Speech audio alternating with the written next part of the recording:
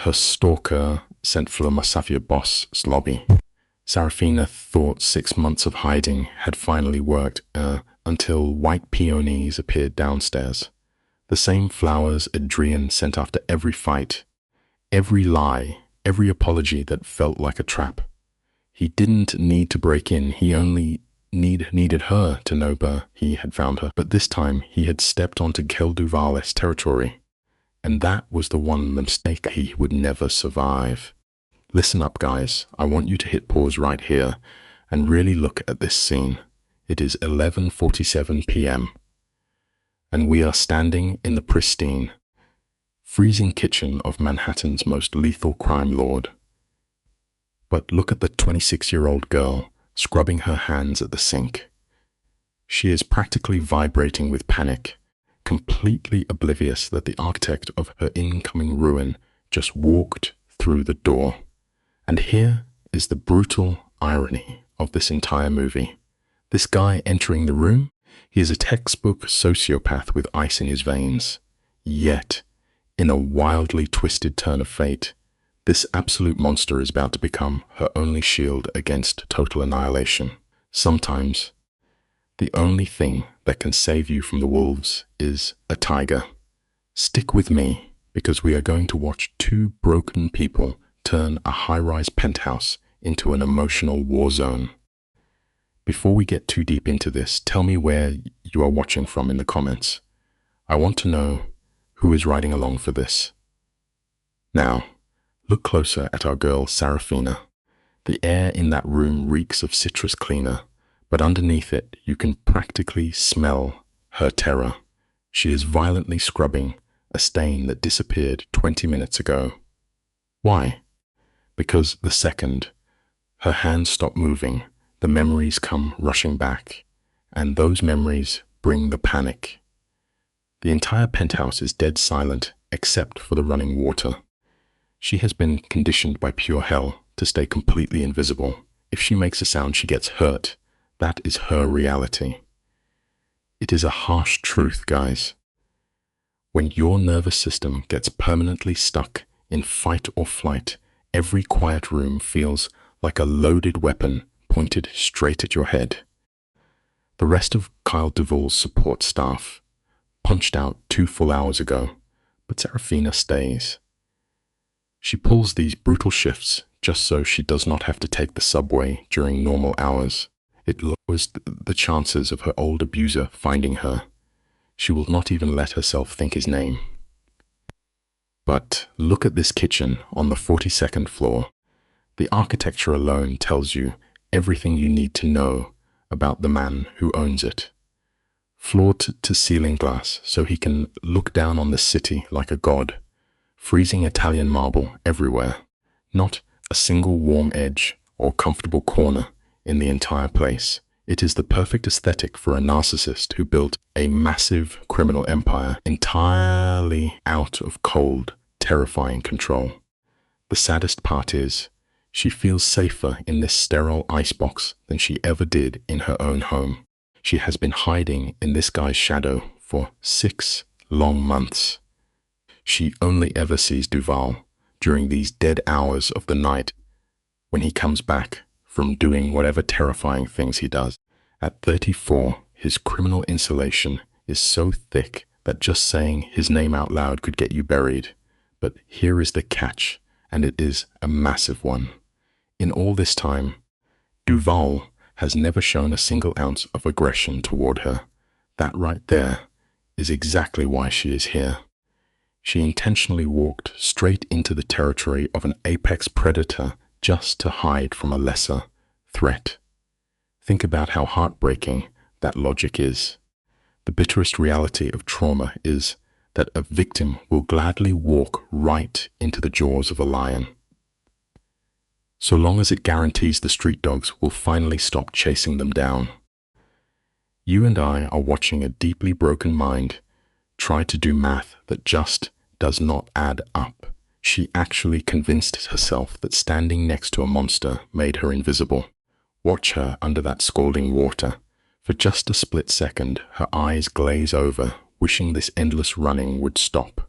Then it happens. Click. Just a tiny decibel drop. The soft latch of a door closing. Boom. Instantly, her body completely betrays her. Her muscles lock up into stone. She stops breathing altogether. In her tragic past, the sound of a door clicking shut meant the worst kind of pain was about to start.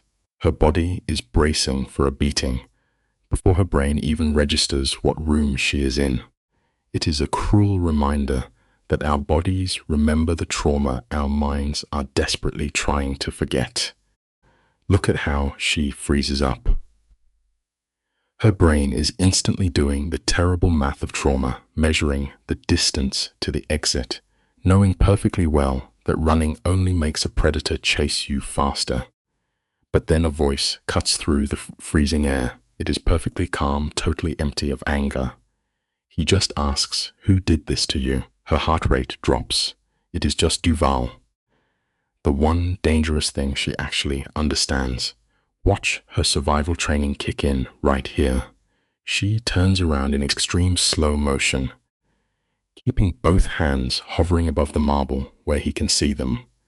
She is terrified that a sudden twitch will get her killed.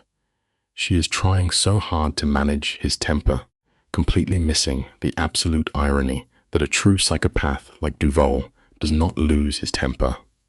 He just ends things. Duval just stands there in the doorway, owning the space with the dead stillness of a great white shark. That expensive, tailored suit is not for show. It is an absolute weapon of authority. Look at his eyes, guys. He is not even blinking. It is a chilling hyperfocus. He has a drink in his hand, but he does not take a sip. He is just scanning every single twitch and flinch on her face. Sarafina immediately shrinks down, dropping her eyes to the floor like a beaten dog. She stammers out an apology, offering to finish cleaning tomorrow.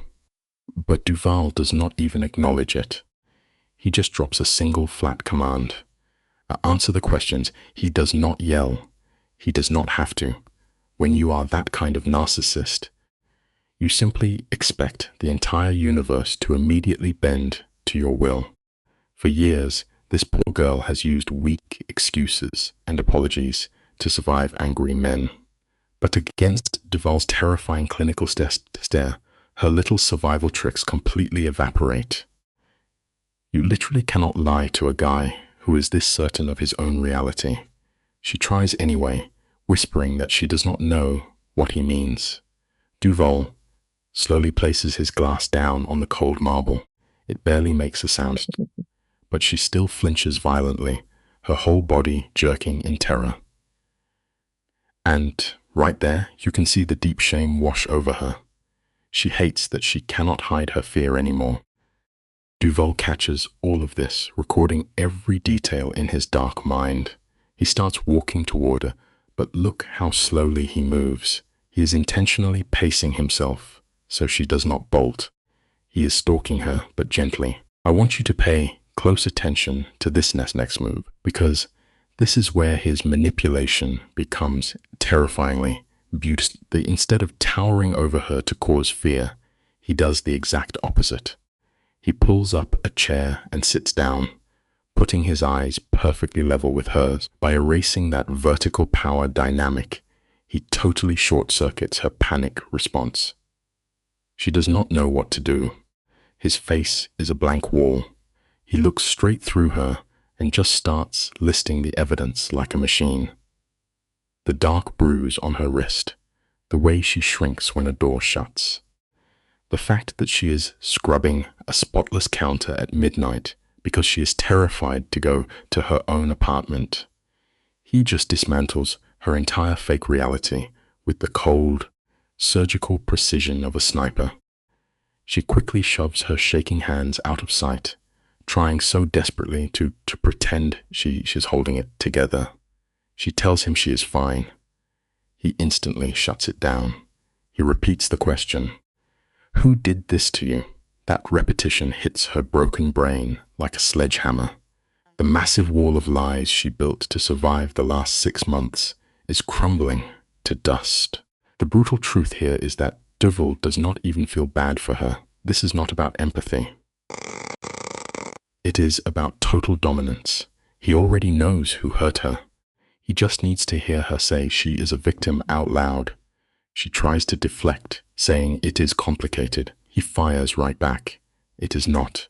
As her eyes fill up with tears, she is fighting a losing battle.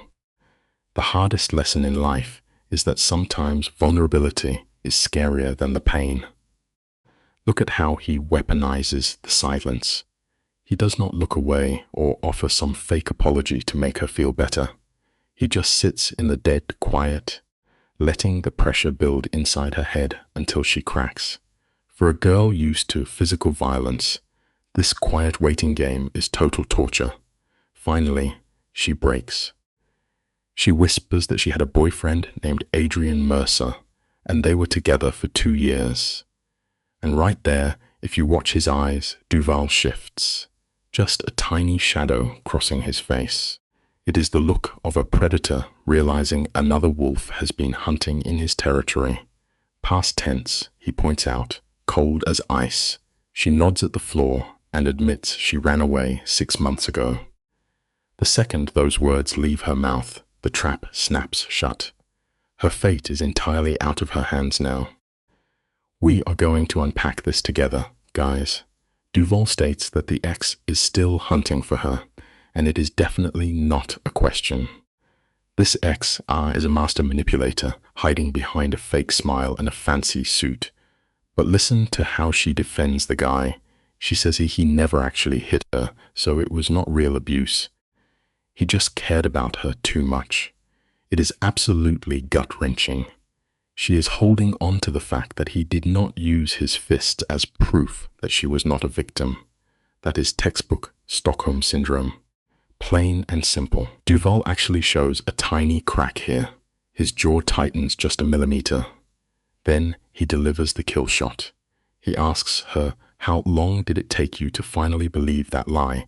The hollow, broken laugh she lets out in response is enough to absolutely shatter your heart. The movie right here, and look at this room. The whole place goes dead quiet, just the hum of the fridge matching the absolute tension in the air. Duval stands up like a machine, no wasted movement, just pure dominance, and downs his drink to reset the board. He looks at her and says she is safe here. He is not comforting her. He is planting a flag. He is claiming territory. Sarafina is so broken she cannot even comprehend it. She is still haunted by her ex, whispering that Adrian never stops, never messes up. And Duval? This guy just drops the most arrogant, ice-cold line imaginable. Neither do I. He says it without blinking. The tragic irony of life is that sometimes, to survive the wolf hunting you, you have to lock yourself in a cage with a lion. I have seen this exact sick dynamic 100 times before. Kyle steps closer, but notice how he stops just short of her panic zone. He is treating her like a startled deer. He stares with those dead, pale eyes and tells her she works for him now. Nobody touches what belongs to his house. He is not being a hero. He is just cataloging a new piece of property. But here is the heartbreaking part. Sarafina actually feels hope. This is the exact second Stockholm Syndrome takes root. She asks what happens if Adrian finds her, and Kyle just gives this perfectly lethal, terrifying smile. It is a brutal reality check. When you are chased by the devil, you do not ask the demon who saves you for his moral credentials. Kyle casually mentions that her ex will regret ever breathing in her direction. Then we get this quiet, 3-day montage. Sarafina is scrubbing rooms that are already spotless, while the staff acts like robots. But look at the background details. The whole environment is shifting. Security codes change in the dark. The doorman suddenly checks IDs like a border guard. Security cameras tilt to wipe out blind spots. Nobody says a single word to her, but when you have lived in fear, you feel a cage shrinking. Here is a cold, hard truth about power. Real power does not scream its name in your face. It just quietly locks all the exits. On the fourth night, while she is working, she hears low voices leaking out from his private study. The heavy door is cracked just an inch. She hears Kyle talking, his voice dripping with absolute control, while some nervous lackey gives a report on Adrian. The guy is 37, Ivy League, worth $200 million, and does not even have a parking ticket on his record. Kyle shuts that down instantly. He tells the guy to keep digging. The lackey tries to defend his experience, but Kyle is not having it. He is a predator sniffing out another predator. When the guy asks what they are even looking for, Kyle's answer is bone-chilling. He says they are looking for everything Adrian buried. Take it from me, perfection is the ultimate red flag. If a man has no flaws on paper, he is usually hiding skeletons in the closet. Sarafina is totally frozen in the hall. Every instinct she has is screaming at her to run away, but trauma just glues her shoes to the floor. The investigator warns that digging that deep will take weeks. Kyle slices through the excuse and gives him 72 hours, period. As footsteps head for the door, her brain finally kicks into gear.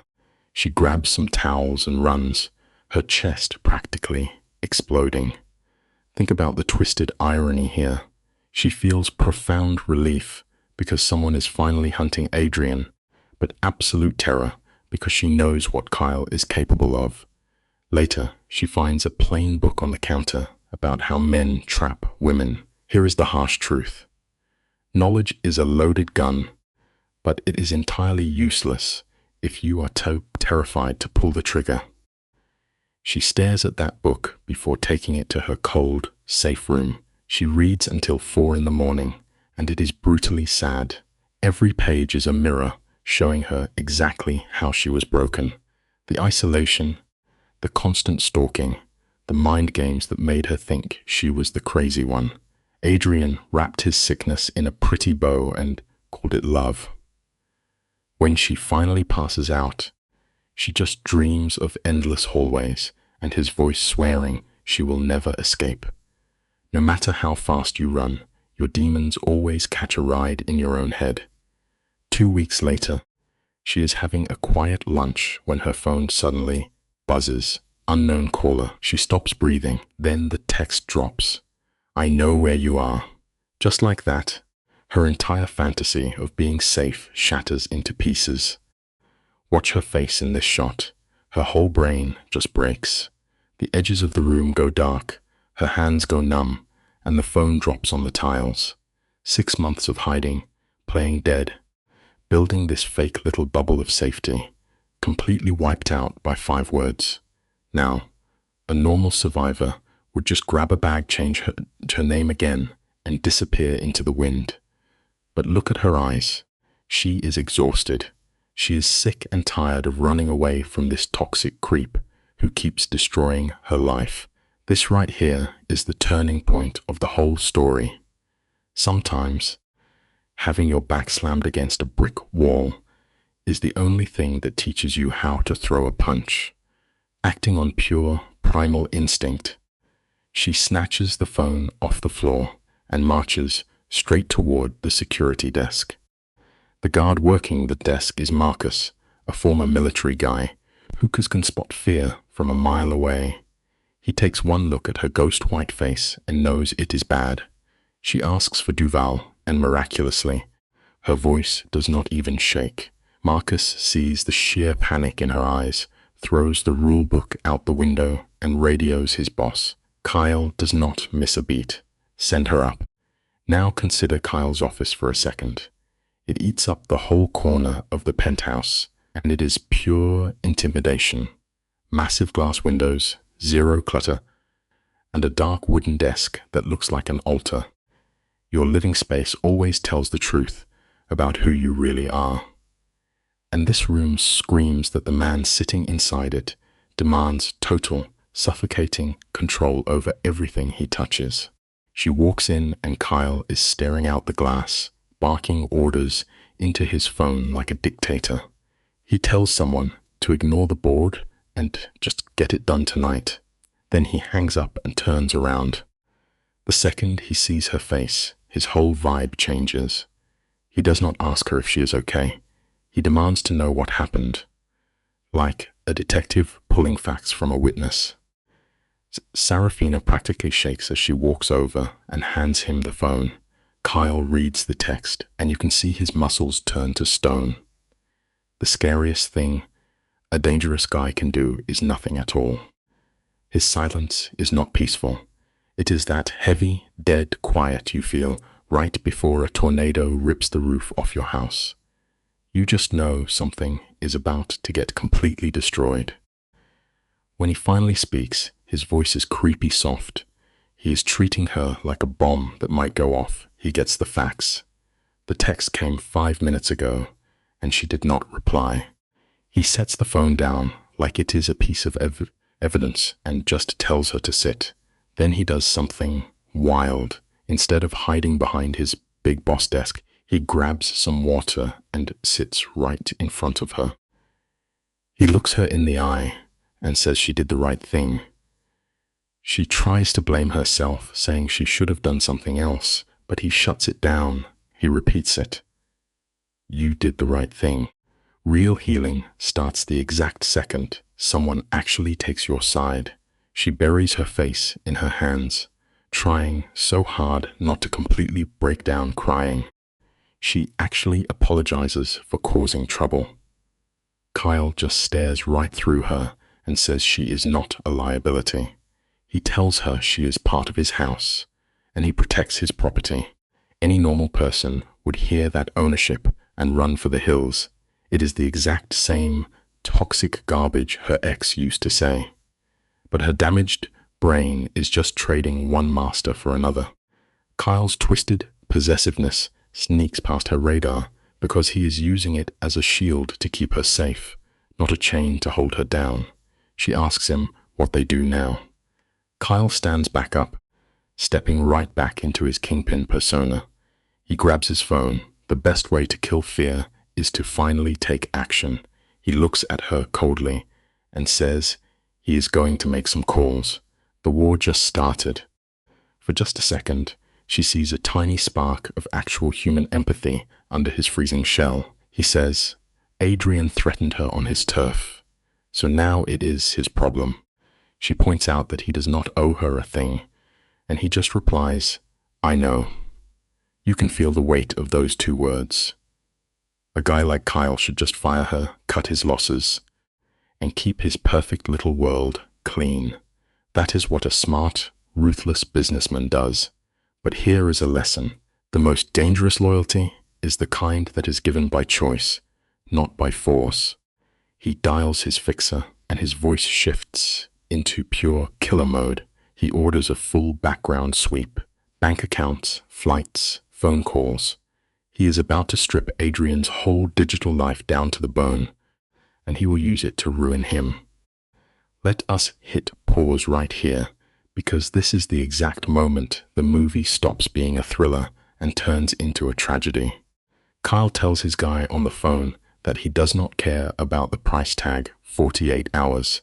Get it done. He hangs up and starts barking out lockdown rules like a warden. Stay inside, no internet, no chatting. But right before Sarafina crosses the doorway, she stops and asks the million-dollar question. Why are you doing this? His face is made of stone, but his eyes, they crack. Just a tiny, ancient fracture. He says it softly, because nobody did it for me. You see, that is the brutal truth of growing up broken. We just spend our whole adult lives trying to rescue the helpless kid we used to be. You and I both know midnight is when a traumatized brain clocks in for a double shift.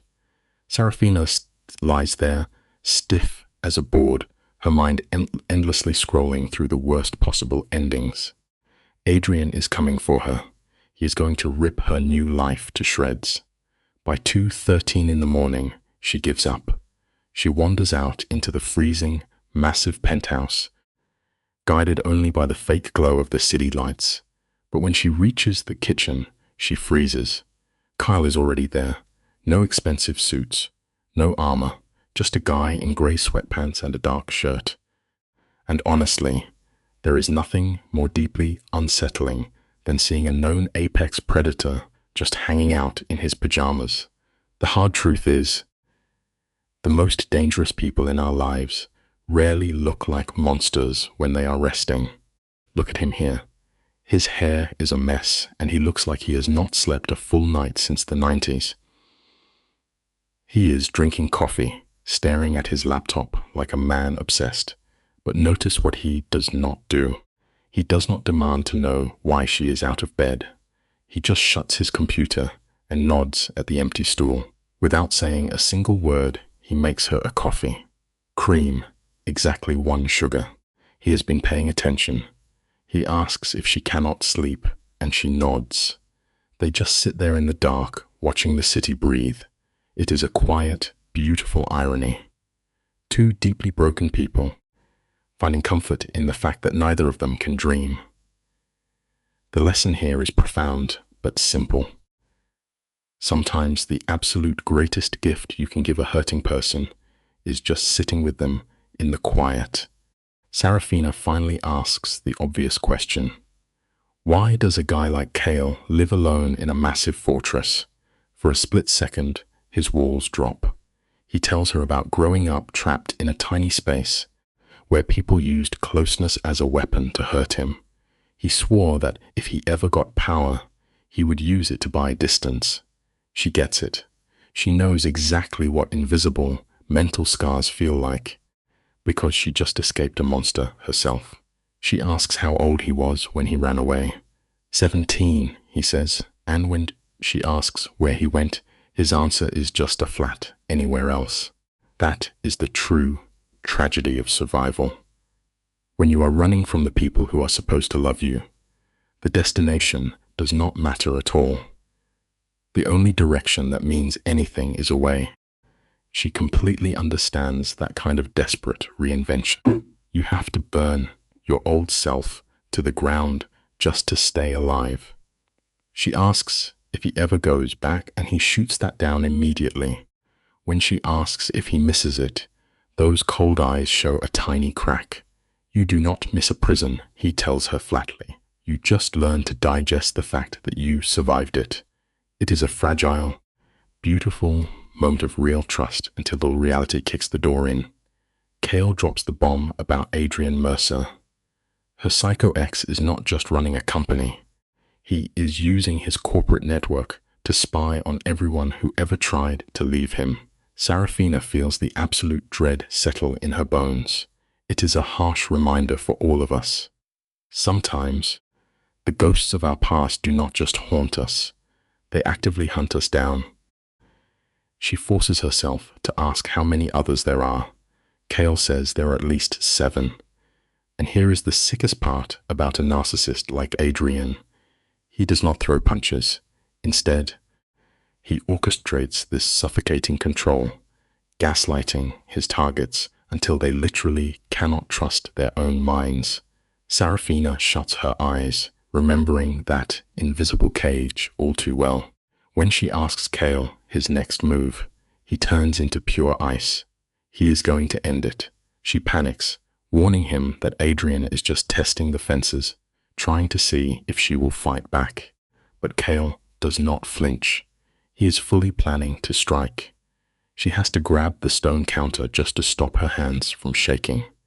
The reality is chilling. True monsters do not hide in closets. They hide behind charming smiles. She warns him that Adrian has legal teams built to bury people. Kale leans in, his eyes narrowing with terrifying confidence. He tells her he has the exact same power. Half of her is terrified, but the other half finally feels safe. Her trauma screams at her to push Kale away, to protect him from the blast radius of her toxic ex. But she stays quiet. It is a moment of pure irony. For the first time, a top-tier predator is standing between her and the man who broke her. Her exhaustion is finally stronger than her fear. She asks what her role is, and Kale simply tells her to stay put and stay safe. The hardest lesson for any straw survivor to swallow is this. Sometimes, the absolute bravest thing you can do is simply let someone else step up and fight your battles for a change. He orders her to let go of the steering wheel. Naturally, her fierce independence kicks in, but Cale softens his voice, bypassing her defenses entirely. He points out that surviving alone has drained her, and it is time to hand over the heavy lifting. The tears immediately start falling. It is a physical release of pure panic. She admits she does not know how to rely on anyone. He simply tells her to learn. As the sun comes up, that chronic fear starts fading into something resembling trust. But of course, peace has a tight expiration date. Exactly 1 week later, the illusion shatters. Marcus bursts in, his face tight with urgency, and demands she come to the security room. It is a brutal reminder. The moments where we finally feel safe are often just the quiet before the storm.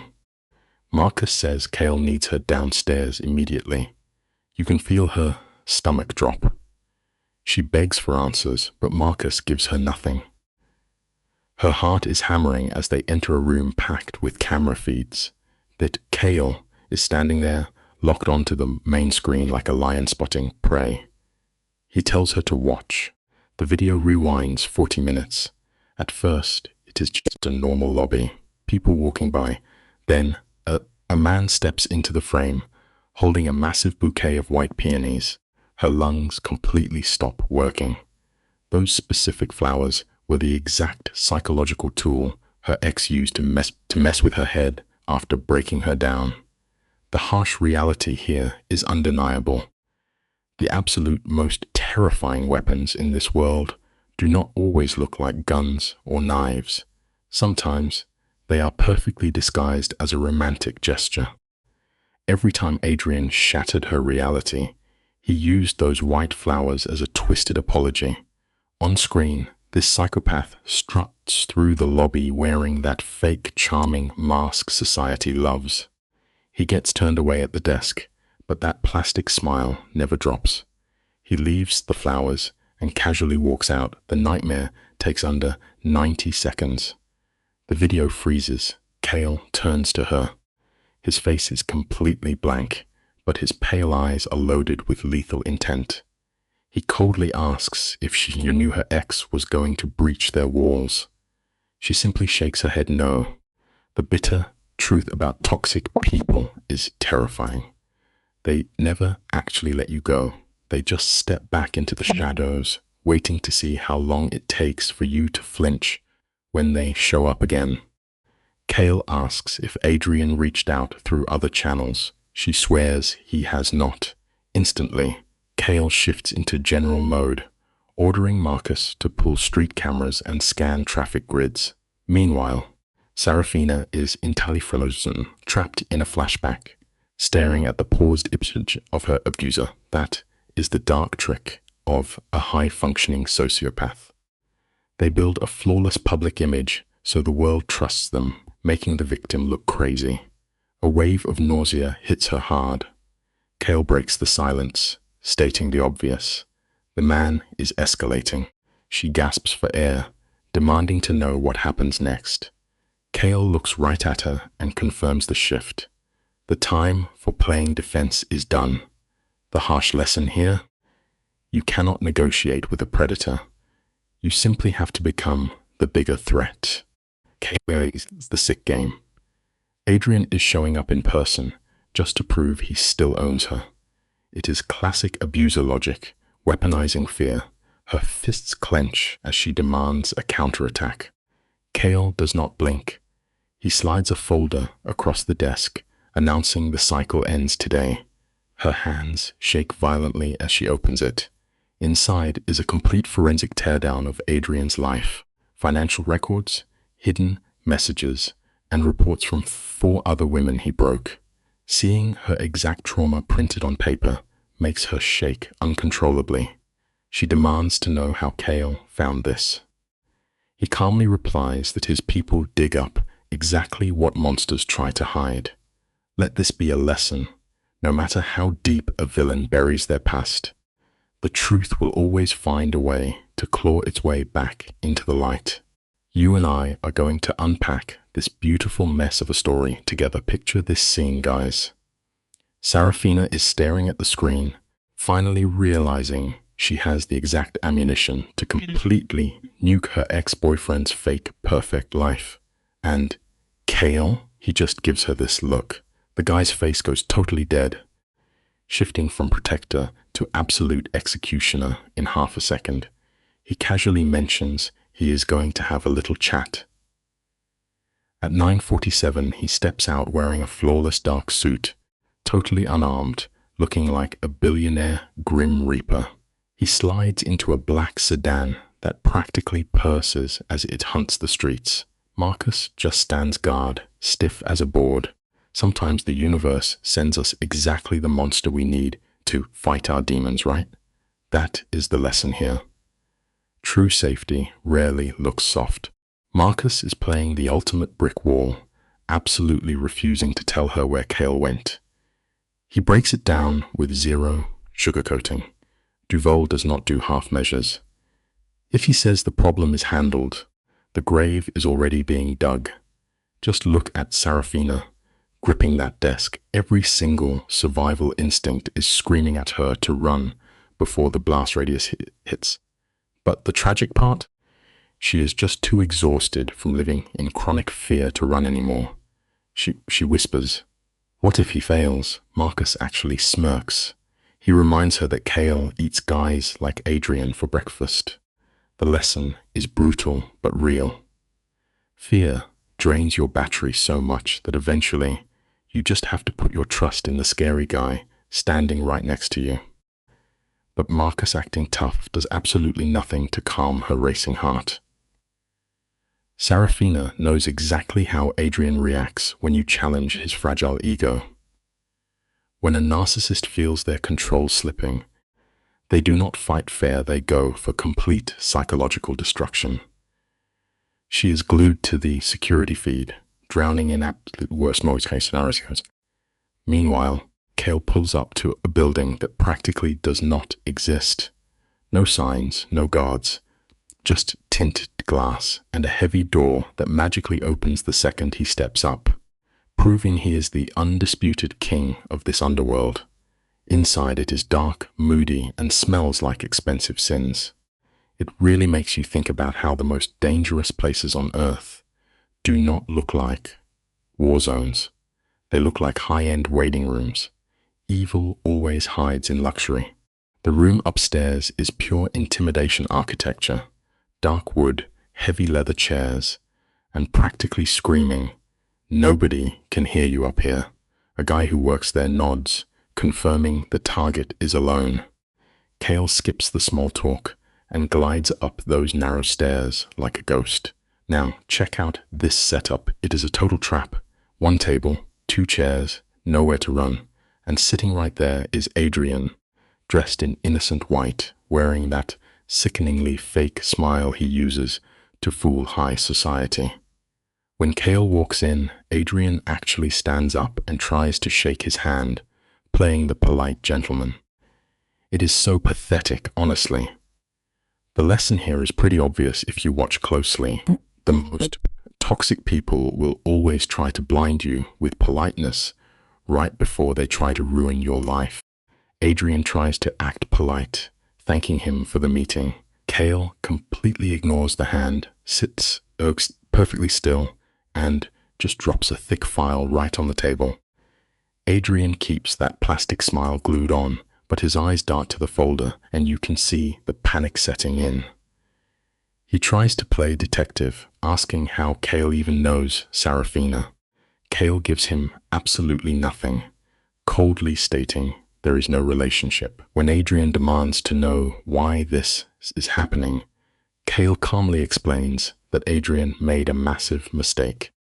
Adrian tilts his head, playing dumb. Kale lays it out plainly. Adrian crossed a line by touching his property. Life lesson time. When arrogant people treat human beings like literal objects, they eventually meet a bigger predator who plays that exact same game Much, much better. Hit pause for a second and watch the exact moment a predator realizes he is finally cornered. The room goes freezing cold.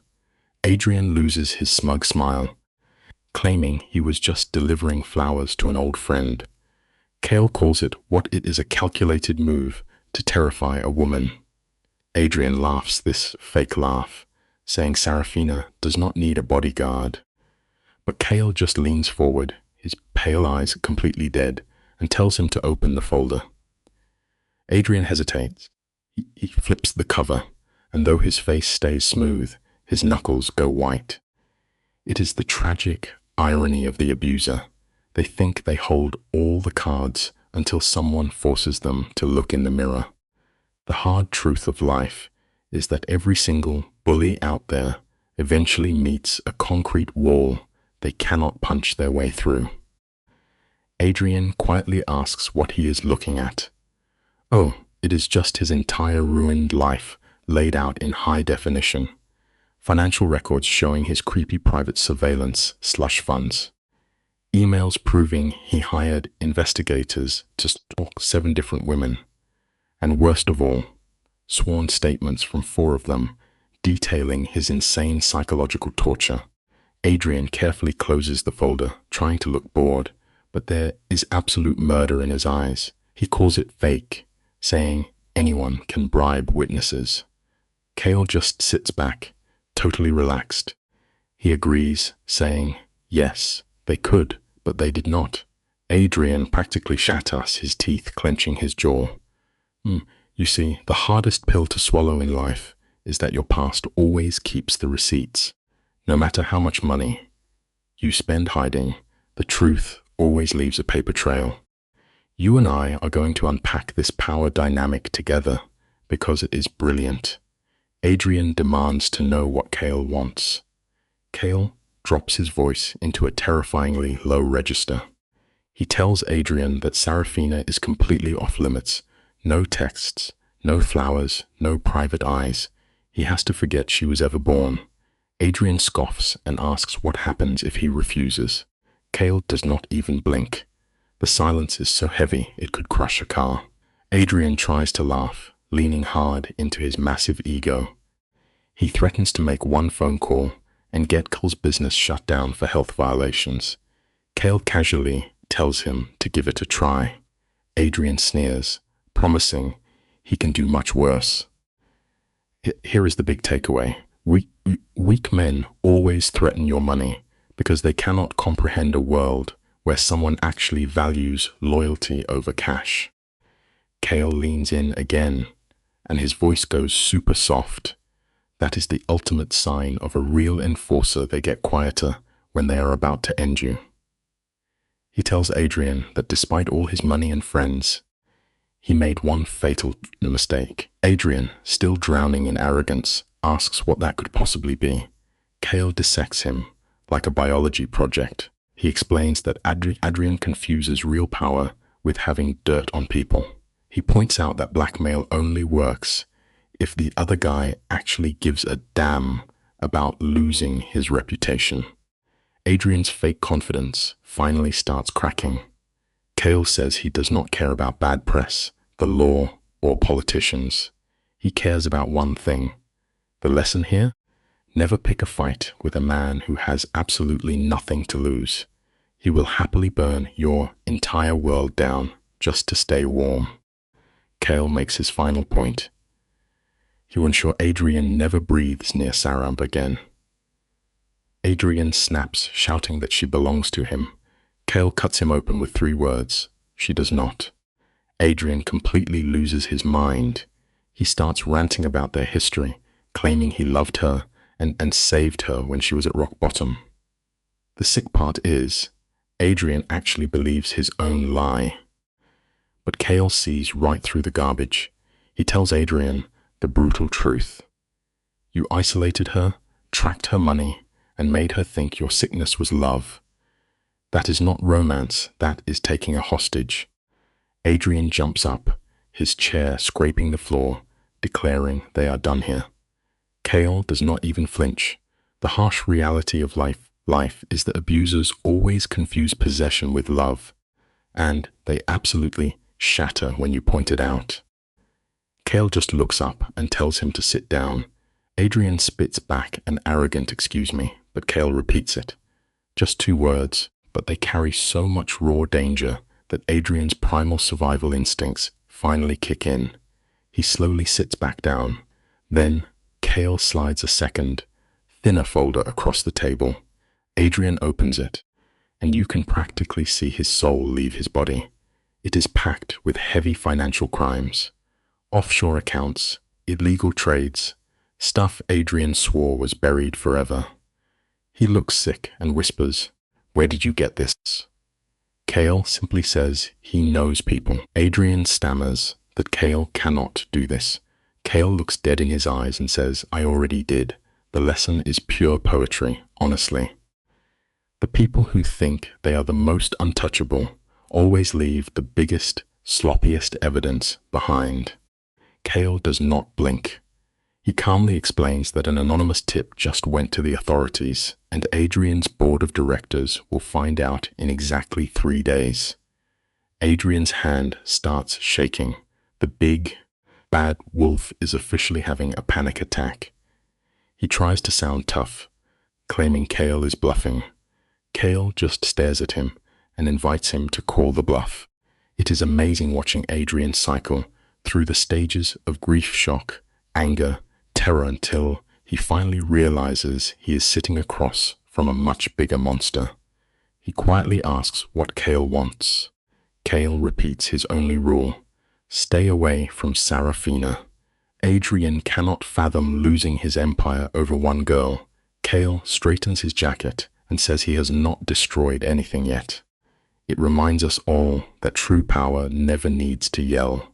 It just calmly hands you the match. Let us hit pause right here and look at this beautiful, brutal collision of egos. Cale is not just threatening Adrian, he is surgically dismantling his entire universe. He leans in and lays out the exact sequence of destruction. First the feds, then the board, and finally the absolute kicker, the senator's daughter, Adrian, calls a wife. Adrian is sitting there frozen, realizing he brought a butter knife to a nuclear war. Cale just smiles, that terrifying, dead-eyed smile, and reminds him that, unlike cheap bullies, he actually pulls the trigger. The irony is rich, but the life lesson here is simple. The loudest guy in the room is rarely the most dangerous. True power does not need to shout. It just calmly takes away everything you love. Cale walks to the door, letting that devastating reality sink deep into Adrian's bones. He leaves the choice hanging in the dead air: walk away or lose the empire. Adrian tries to throw up one last pathetic shield, insisting this is not over, but Cale just walks out. He denies the man even a sliver of the final word. It is a masterpiece of psychological warfare. But then we cut back to Sarafina, and the mood completely shatters. 2 hours later, she is still curled up in the security office, like a frightened animal, staring at the screens and expecting her monster to appear. When Cale returns, she nearly spills her coffee in sheer panic. It is a harsh reminder for all of us. Walking away from a toxic situation is just step one. Healing the mind takes much longer. You and I know a cornered narcissist is a dangerous thing. Sarafina knows it too. When Cale claims Adrian will back off to save his own skin, she desperately wants to buy into that logic. But trauma bonds do not just vanish because someone tells them to. She whispers her fear out loud, asking what happens if Adrian refuses to stop. And this is the moment Cale's mask drops. He looks her dead in the eyes and promises to make him regret it. The sheer certainty in his voice is terrifying. It teaches us a grim but vital truth. Sometimes, polite boundaries are not enough to stop a true predator.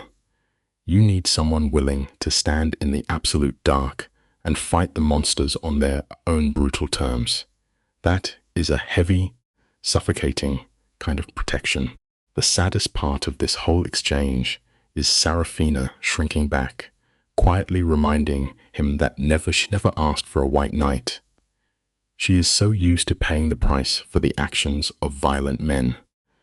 Cale does not argue. His pale eyes lock onto hers, and he drops the simplest, most tragic truth of the film. Someone should have stepped between them 2 years ago. Someone should have seen the bruises she was hiding and made the nightmare stop. Her walls finally crack, the tears spilling over, because hearing that out loud is a profound grief. She tells him it is not his job to fix her life. But Cale reminds us of a beautiful life lesson. You do not have to be responsible for someone's brokenness to take responsibility for helping them heal. Anyway, let us be honest here. You and I know the human brain does not just switch off its survival mode because the immediate threat is gone. Cale tells her to go back to normal, but asking a victim to stop looking over their shoulder is like asking them to stop breathing. 3 agonizing days drag by. The absolute silence from Adrian is worse than the abuse, because her mind is wired to expect the other shoe to drop. By the 4th night, the tension is thick enough to choke on. She is nervously organizing his study when Cale walks in with wine. She tries to hide behind her work, but he sees right through the facade. He knows she is terrified. The lesson here is to give yourself grace. Healing is not a straight line, and sometimes you just need a moment of quiet. Watch her body language in this scene. Cale pours 2 glasses without asking, and Sarafina automatically takes one. It is that ingrained, tragic conditioning. She obeys the quiet commands of powerful men without thinking. She weakly protests that she should not drink on the job. But Cale offers a faint smile and tells her she is getting a promotion. It is almost sweet, but then the camera lingers on the glass. It is a French vintage, the exact wine Adrian used to drink while mocking her lack of class. After a few sips loosen her nerves, she asks how he knew his threat would work. Cale just swirls the dark liquid. It is a powerful reminder that the ghosts of our past will always sit at the table, but we get to choose if we drink with them. Cale lays out the brutal anatomy of a tyrant. He explains that men like Adrian build their entire lives on the flimsy illusion of absolute control. The second you shatter that mirror, they fold completely. It is brilliant analysis, but Sarafina looks right at him and points out the glaring hypocrisy. Cale is also a man who rules his world with an iron fist. The air in the room suddenly gets incredibly heavy. A dark shadow crosses Cale's face, and he drops a line that hits like a freight train. He knows the boundary between control and cruelty. Adrian never did. It is such a devastating distinction. The life lesson here is profound. Power itself is not inherently evil. What matters is having the self-awareness to know where your shadows end and someone else's begins. This is the moment the vault clicks open. Cale never talks about his past, but here he is, casually dropping the darkest chapter of his life. He tells her his sister died of an overdose at 19. He does not soften the blow with pretty words. He clinically calls it an escape from their violently abusive father. And here is where it breaks your heart. Sarafina instantly absorbs his pain. She is so deeply conditioned to carry the emotional baggage of broken men that she starts apologizing to him. But Cale refuses her pity. He proves he recognizes Adrian's exact brand of poison. The takeaway here is a hard truth about human connection. The deepest bonds are rarely built on perfection. They are forged in the quiet moments when 2 people finally recognize each other's scars. The conversation takes a chilling turn. When she asks what happened to his father, Cale goes entirely dead inside. He calmly states that the man learned what happens when you push a victim too far. He does not confess to murder, but the lethal implication hangs in the room like a loaded gun. Fast forward exactly 1 week, and the fragile illusion of safety completely shatters. Serafina is walking home when she spots Adrian. Her reaction is visceral. Her nervous system just shuts down. The groceries slip out of her numb hands, apples rolling into the dirty gutter. Adrian just stands there, silently feeding Deepak off the sheer terror he can still inflict on her without lifting a finger. It reminds us that walking away is an event, but breaking free is an exhausting, daily battle. You and I have seen some sick manipulation tactics, but this one takes the prize. Adrian flashes her a warm, melancholic smile, the kind that used to mean she was safe. He silently mouths the words, "I miss you." It is a calculated strike at her trauma bond, designed to scramble her brain. Serafina immediately starts to dissociate. Her vision tunnels, and she forgets how to breathe. She needs to run, but the systemic abuse has chained her to the concrete. Just as she is about to collapse inward, Kale steps directly into the frame. He physically blocks Adrian from her sight. Severing that toxic leash, he demands her focus, forcing his grounded reality over her nightmare. The lesson is vital. When the past tries to drag you under, find someone who anchors you to the present. The way Kale handles her panic is brilliant. He does not grab or smother her. He stays close, giving her nervous system the space to slowly remember how to function. Once the roaring in her ears fades, she whispers a question, terrified her abuser is still watching. Kale scans the street with the cold eyes of an apex predator. Adrian is gone.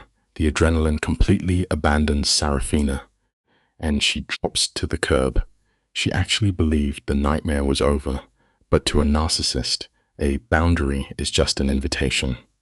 Kale crouches beside her, and you see the exact moment the protector dies and the hunter wakes up. He pulls out his phone with lethal intent. It shows us that true protection is not just offering a safe harbor. It is being completely willing to sink the enemy ships. Let us pause and appreciate the sheer terror of a man who stops playing by the rules. Kale does not care about his security team's logistical excuses over the phone. He demands immediate location data. This is not a man who calls the police and waits for a court order. This is a man who enforces his own brutal justice. He gets Serafina on her feet, ignoring the spilled groceries, and marches her straight into the building's control center. The room is absolute chaos. Kale cuts through the noise and demands the visual. The screen shows Adrian pulling off his sick little stunt. He stands perfectly still for 90 seconds, smiling like a ghost, and vanishes. He just wanted to prove he still owned her fear. The lesson? Never let a ghost convince you that they still own the house. Picture this cinematic shot. Adrian slips into the subway, perfectly aware of the cameras. This isn't just stalking anymore. He is actively playing a psychological game of dominance with Kale. If we hit pause right here, look at Serafina watching Kale from the doorway. She sees right through his expensive tailored suit to the ruthless kingpin underneath. Kale barks out new orders to his security team like a military general. Nobody gets within 50 feet. Then he turns to Serafina and confines her to the penthouse. In his mind, he is being the ultimate protector. But the bitter irony, for a woman who just escaped a mental prison, his heavy-handed protection feels exactly like the cage she just broke out of. Sometimes the walls built to keep monsters out just make you feel like a captive all over again. You and I are going to pause and look at this train wreck together, all right? Serafina desperately tries to push back, reminding him she has an actual life outside these bulletproof windows. But Kale just drops the cold, hard facts. The stalker just crossed a massive territorial line. Cale's voice is perfectly calm, but the murder in his eyes when he mentions Adrian is impossible to miss. The rules of the game just flipped. Cut to that night, and we see Sarafina spiraling into a classic trauma response. Sleep is entirely off the table. Her brain keeps playing Adrian's sick, manipulative smile on an endless loop. That is the absolute worst part of trauma bonding. The abuser twists pure terror until your broken mind confuses it with romance. Defeated by her own nervous system, she wanders out of her bedroom at 3 a.m. She finds Cale in the kitchen, and guys, he is completely radiating psychotic energy. The guy is obsessed with the hunt. The massive marble island is practically invisible under a mountain of spy-level dossiers on Adrian. We are talking bank statements, phone records, and enough surveillance photos to fill a museum. When Sarafina asks what all this paper is, Cale just looks up and says it is everything. The man looks physically wrecked. His eyes are bloodshot from skipping sleep, but his focus is downright terrifying. He actually admits his first plan to scare Adrian off was a total failure. The narcissist called his bluff. Cale slowly stacks the files together, and with zero emotion in his voice, announces that the polite warnings are officially over. He has shifted from bodyguard to executioner, and it is chilling to watch. Sarafina finally asks the heavy question, practically shaking, because she can feel the violence rolling off him in waves. Cale gives her the ultimate sociopathic justification. He will do whatever it takes. He doesn't even see Adrian's obsession as some twisted romance. To Cale, it is just a punk disrespecting his territory. Adrian looked at her like a shiny toy, and Cale's massive ego simply cannot let that slide. Sarafina is begging him now, pleading for him not to do something irreversible, but Cale casually promises he will not lose a single second of sleep over it. He breaks down Adrian's sick game with scary precision, knowing exactly how the ex isolated her and brainwashed her into thinking absolute control was love. It is a harsh truth, but it takes a monster to truly understand how another monster operates. Cale lays out the brutal truth of how Adrian hunted her for 6 straight months. Then he makes a cold, absolute promise that nightmare ends tonight. This is where the psychology gets wildly messed up. Cale's violent edge should send any sane person running for the hills. But for a girl who has never had a person stand up for her, his lethal energy feels like the warmest blanket in the world. A healthy brain would sprint away from Cale, but Sarafina is shattered, and a dark part of her actually wants a front row seat to watch her abuser burn. She gives in and asks what she needs to do. Cale reaches out and covers her hand. Adrian's touch was always a trap, but Cale's grip is steady and safe. He just asks for her blind trust. Life is funny that way. Sometimes our saviors are just as dangerous as the demons chasing us. She hands over that trust, and watching her broken mind latch onto this deadly protector is both beautiful and totally terrifying. Just 48 hours later, Cale drops an absolute nuke on the ex's perfect public life. Suddenly, Adrian's wealthy wife is filing for divorce, and the messy details are blowing up every morning news channel. We are talking full exposure of his cheating and sick habits. We watch Sarafina reading the headlines over and over, her brain practically short-circuiting, trying to accept that her untouchable abuser is finally bleeding. Cale strolls in, sweaty from a morning run, but mentally dialed into the absolute chaos he just caused. He doesn't even ask if she caught the news. He already knows. The silent stalking phase is dead and buried. They are now playing a very loud, very public game of survival. When she questions his extreme tactics, Kale just shrugs and admits he ruined the guy using nothing but the raw truth. He handed the wife every dirty secret, claiming he was just doing her a favor. Sarafina panics, reminding him that Adrian will know exactly who pulled the trigger on his life. But Kale actually smirks. He wants Adrian to feel that humiliating sting of defeat. The payback drops 36 hours later. Suddenly, government suits are swarming all over Kale's companies with random inspections. It is such a desperate, petty move from a guy losing his grip, and Kale's army of lawyers swats it away like a mosquito. But do not miss the real point of that scene. It is a massive neon sign flashing in the dark. This is no longer a rescue mission. It is an all-out street fight between two deeply damaged apex predators. Kale handles this massive attack on his business without even blinking. He hangs up his phone and just looks at her, telling her to pack her bags right now. Naturally, her defensive instinct kicks in. She wants to stay and pretend everything is normal. But Kale hits her with that freezing, undeniable logic. Adrian is losing his mind, which turns the entire city into a giant death trap. So, they slip out of Manhattan as the sun goes down, riding in a heavy, unmarked bulletproof SUV. Kale is behind the wheel himself. He dumped his entire security team, because when things get this hot, you trust absolutely nobody. She asks where they are going, and he casually mentions a ghost house in Connecticut. It is the oldest trick in the book for a guy like him. Never put your real safe house on paper if you want to keep breathing. Listen up, guys, because as the city lights fade out behind them, we hit the real emotional core of this story. Sarafina tries to give him an easy out.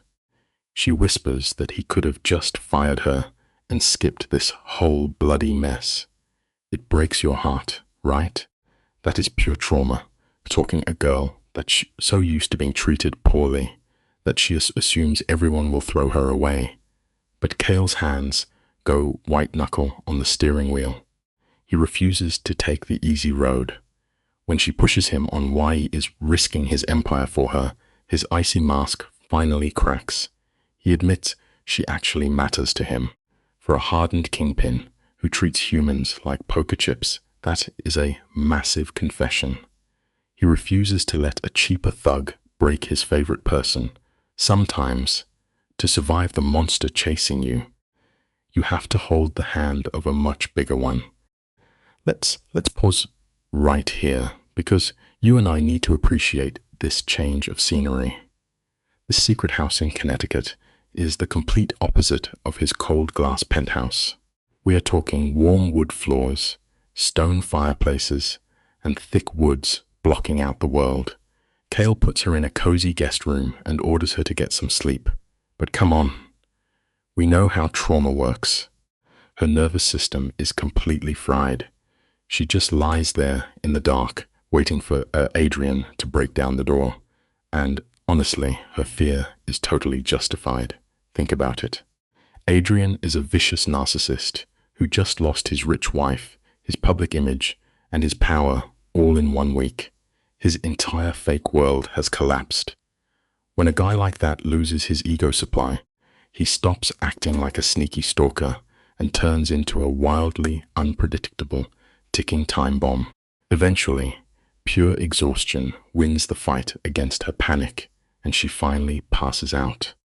She wakes up to the smell of fresh coffee and finds Kyle doing the most bizarrely normal thing ever. He is making eggs and toast. To anyone else, it looks like a sweet, stable morning. But for a girl locked in a trauma bond, this sudden blast of domestic peace actually hurts her chest. He hands her a mug without even making eye contact. The silence is incredibly heavy. Then, Kyle casually explains his next move. His lawyers are slapping Adrian with a massive restraining order today. Now, Kyle knows a piece of paper will not stop a raging maniac, but he is playing chess. He is building a solid legal wall so that when things inevitably get bloody, the law is on his side. Serafina just nods, totally hollowed out by the sheer weight of it all. Kyle lays out the cold math of Adrian S. mental breakdown. The feds are closing in fast, and his company is about to fire him. Kyle gives it a clean 2-week timeline. Within 14 days, Adrian will either run away to hide, or he will completely snap and try to kill them. And guys, here is the scariest part of the whole movie. Kyle looks her dead in the eye and promises he will personally bury the guy. His voice is completely flat. No anger, no hesitation.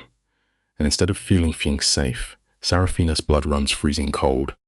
She realizes Kyle is perfectly willing to become a monster to solve this problem. She leans in and whispers, begging him not to destroy his own soul, just to drag Adrian down to hell. It is the ultimate tragic irony.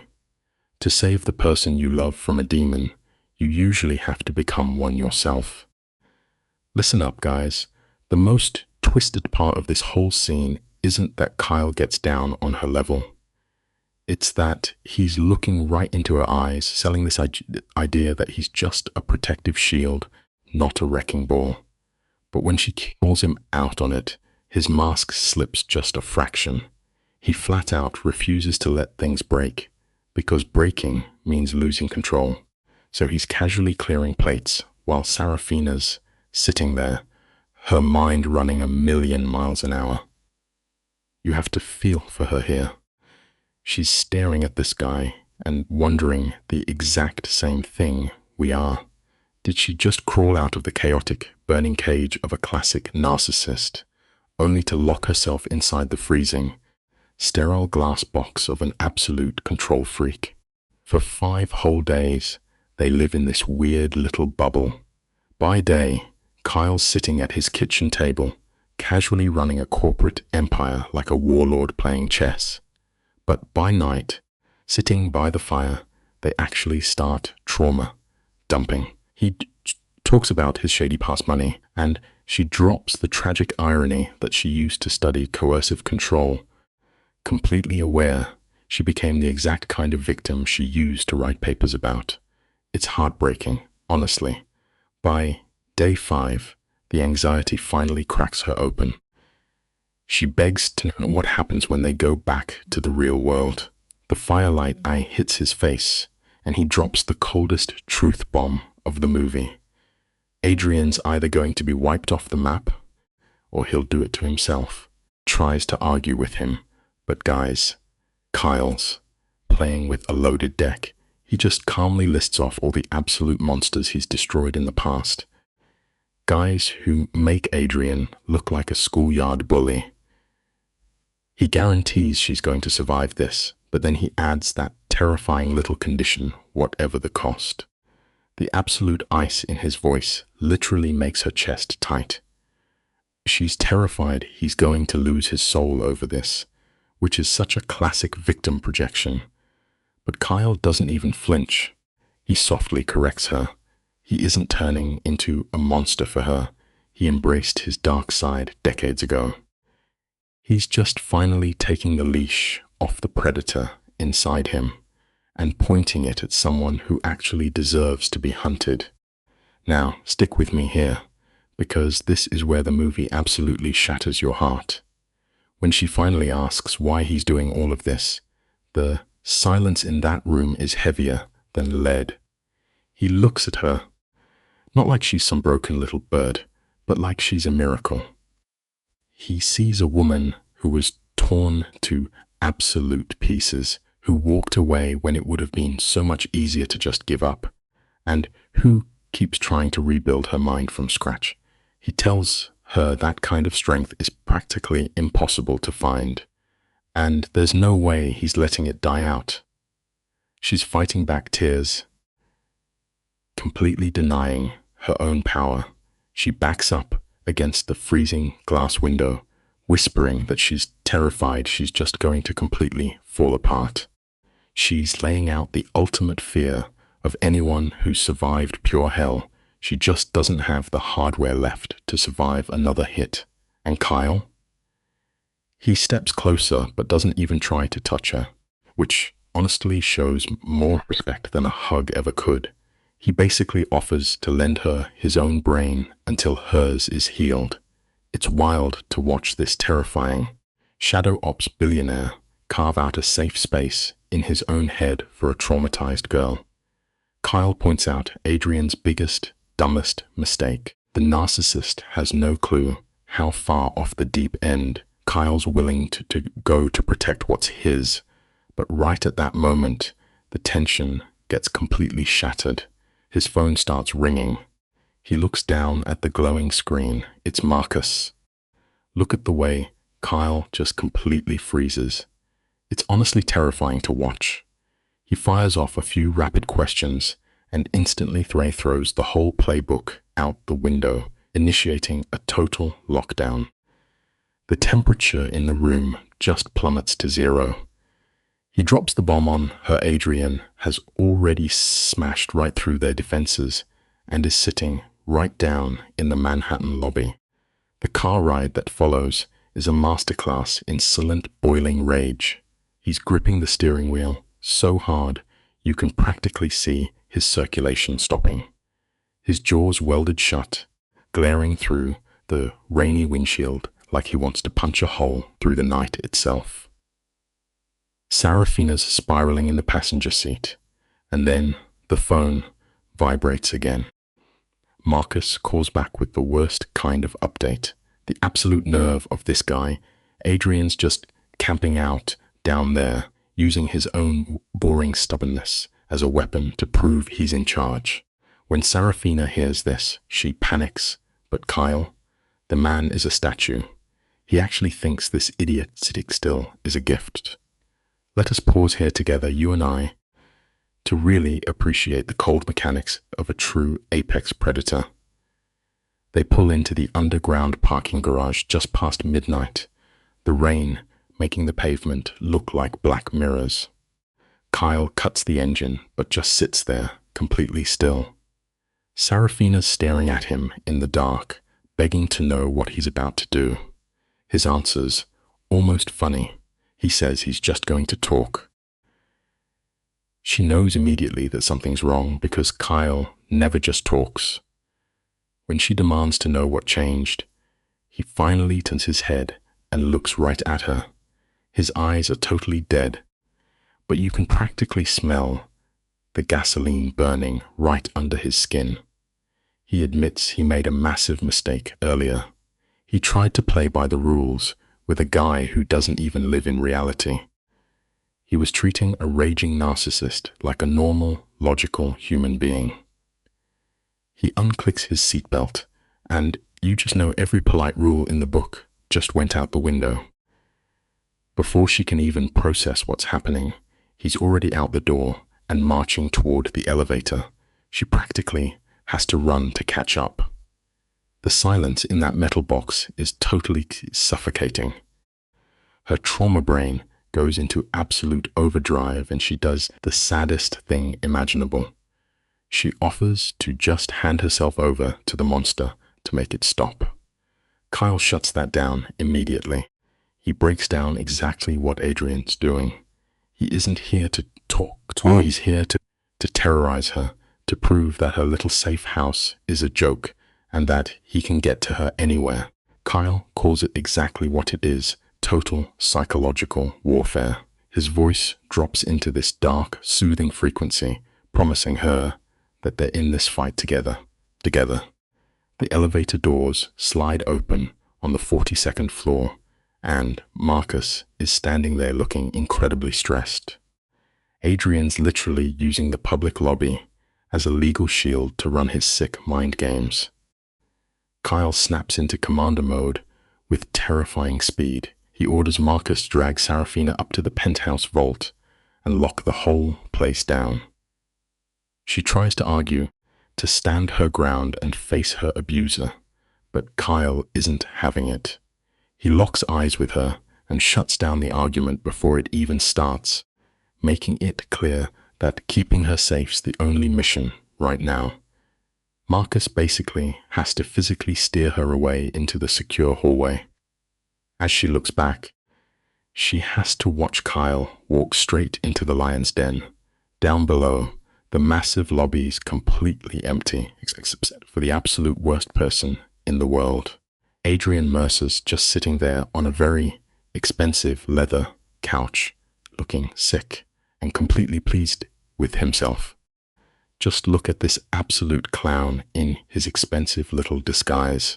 Adrian's wearing top-tier fabrics, his hair is perfectly styled, and he's trying so hard to look like a businessman instead of a stalker. As Kyle walks up, Adrian stands up with this incredibly fake, greasy smile, pretending to be grateful for the chat. Kyle doesn't even blink at him. He just keeps walking with this heavy, measured pace until he's right in Adrian's personal space, stopping practically nose to nose. There is this nervous security guard hovering nearby, totally out of his depth. Kyle never takes his eyes off Adrian, but he just barks at the guard to get out. The poor guy runs for his life, leaving these two absolute monsters completely alone in the room. You cannot ask for better movie staging than this. Pouring rain is hammering against the massive glass windows, totally blurring out the city lights. It's the perfect background for the sick mind games happening inside. Kyle tries to flex his power, calling Adrian out for breaking their deal. But Adrian pulls the ultimate narcissist move. He just tilts his head. He refuses to admit anyone has power over him. He tries to claim he's got this deep romantic history with Sarafina, acting like Kyle's just an angry bouncer. Kyle's eyes go completely dead. He hits him with the hardest reality check of the year. Staring at a broken girl until she literally stops breathing isn't romance, it's abuse. You and I are going to watch him tear this guy apart. Right. Pause the movie right here. You and I need to look at this because it is textbook manipulation. Notice how Adrian's cool facade instantly fractures. He starts minimizing the abuse, waving off his stalking as just standing on a street and sending flowers. He weaponizes mundane actions. He steps into Kyle's space, using his physical size to establish dominance, claiming he actually loved her. In his twisted head, he was the good guy, totally blind to the fact that his caretaking was pure control. Kyle braces for a fistfight, pointing out that Adrian was destroying her mind. But the bitterest part? Adrian doesn't throw a punch. He reaches into his coat and pulls out a smartphone, because in this game, a phone screen is going to cut Kyle much deeper than any knife. Adrian presents this video with the cold precision of a surgeon. He points out the timestamp 8 months ago, exactly 3 weeks before she vanished. He tilts the screen, and there she is, Sarafina. She is sitting in a nice restaurant, touching another man's hand, projecting a light energy Kyle has never seen from her. Adrian narrates it, like a prosecutor closing a case. The guy is Marcus Chen. They saw each other for 6 weeks. Adrian notes how she called him paranoid when he confronted her. The video ends with them walking out together. It is agonizing to watch, because the life lesson here is brutal. A captured, suffocating mind will desperately claw for any exit it can find, even if it means building a massive web of complete deceit just to survive another day. You can practically see the air leave Kyle's lungs. His chest tightens up as the entire story flips on its head. Adrian stands there and calmly admits he hired investigators to prove he wasn't crazy, twisting the knife by claiming Sarafina was actually the one gaslighting him. The video stops. Adrian puts the phone away and puts on this incredibly fake, heartbreaking display of profound betrayal. This is what megalomaniacs do best. They steal the victim's narrative. He rationalizes tracking her phone and stalking her every move as just the normal actions of a wounded lover. His voice even cracks at the perfect moment. He just swears he just wanted closure. And Kyle just stands there, paralyzed, realizing the absolute worst thing a protector can realize: his entire map of reality is fake. Kyle's brain is spinning, frantically searching for any possible reason that the footage is faked. But the video is crystal clear. He accuses Adrian of lying, but you can hear his voice shaking.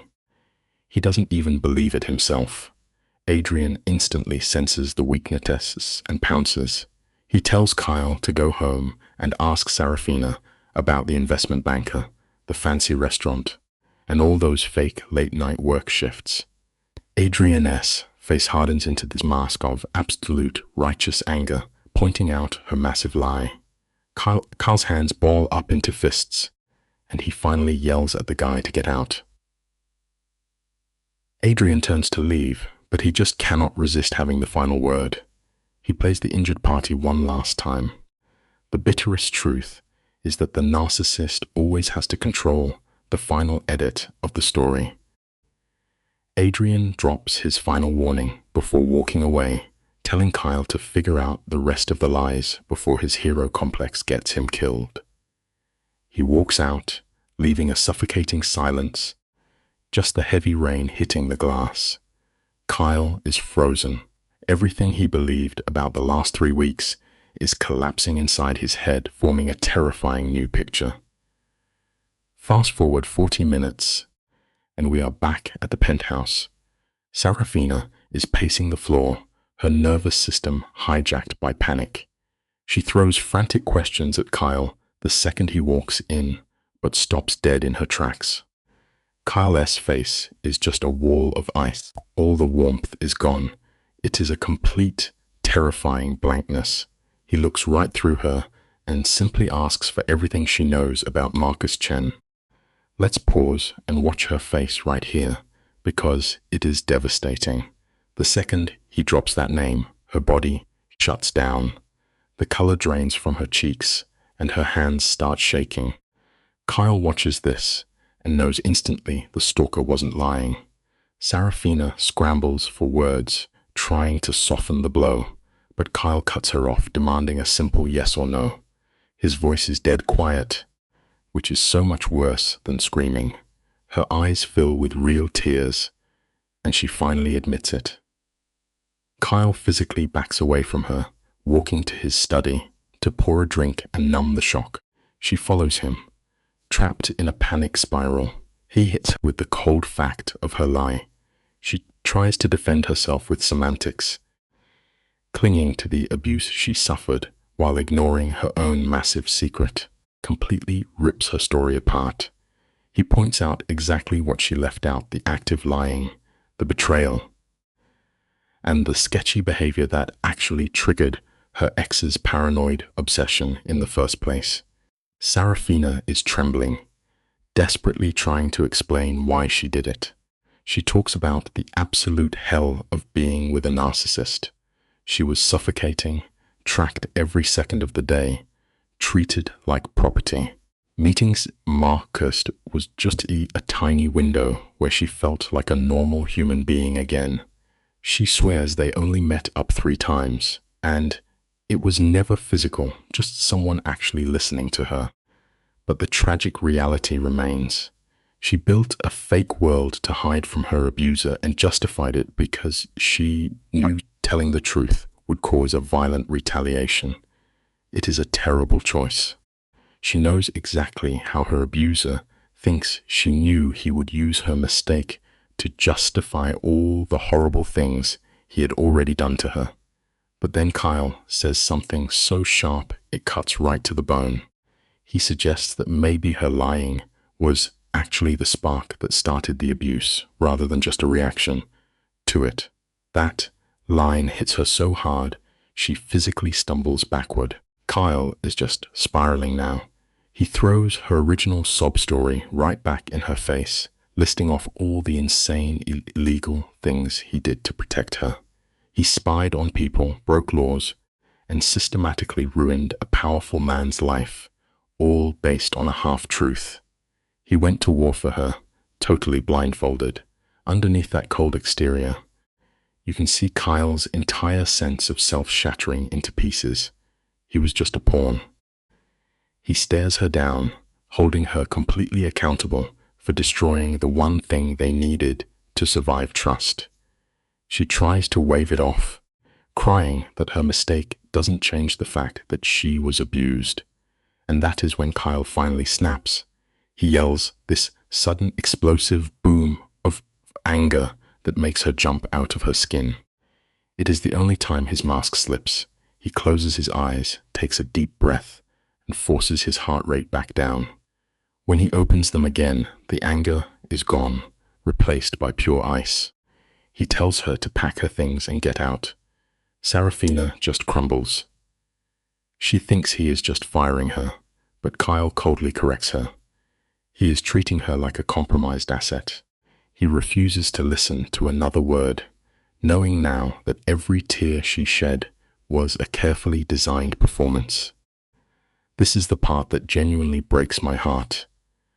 Let's break down what's actually happening here. Kyle isn't just kicking her out, he is tearing down her identity. He tells her she isn't just a helpless victim, but someone running away from the consequences of her own lies. That hits her harder than anything. He walks to the wind, staring out at the city, muttering about how he built his whole life on reading people and never getting played.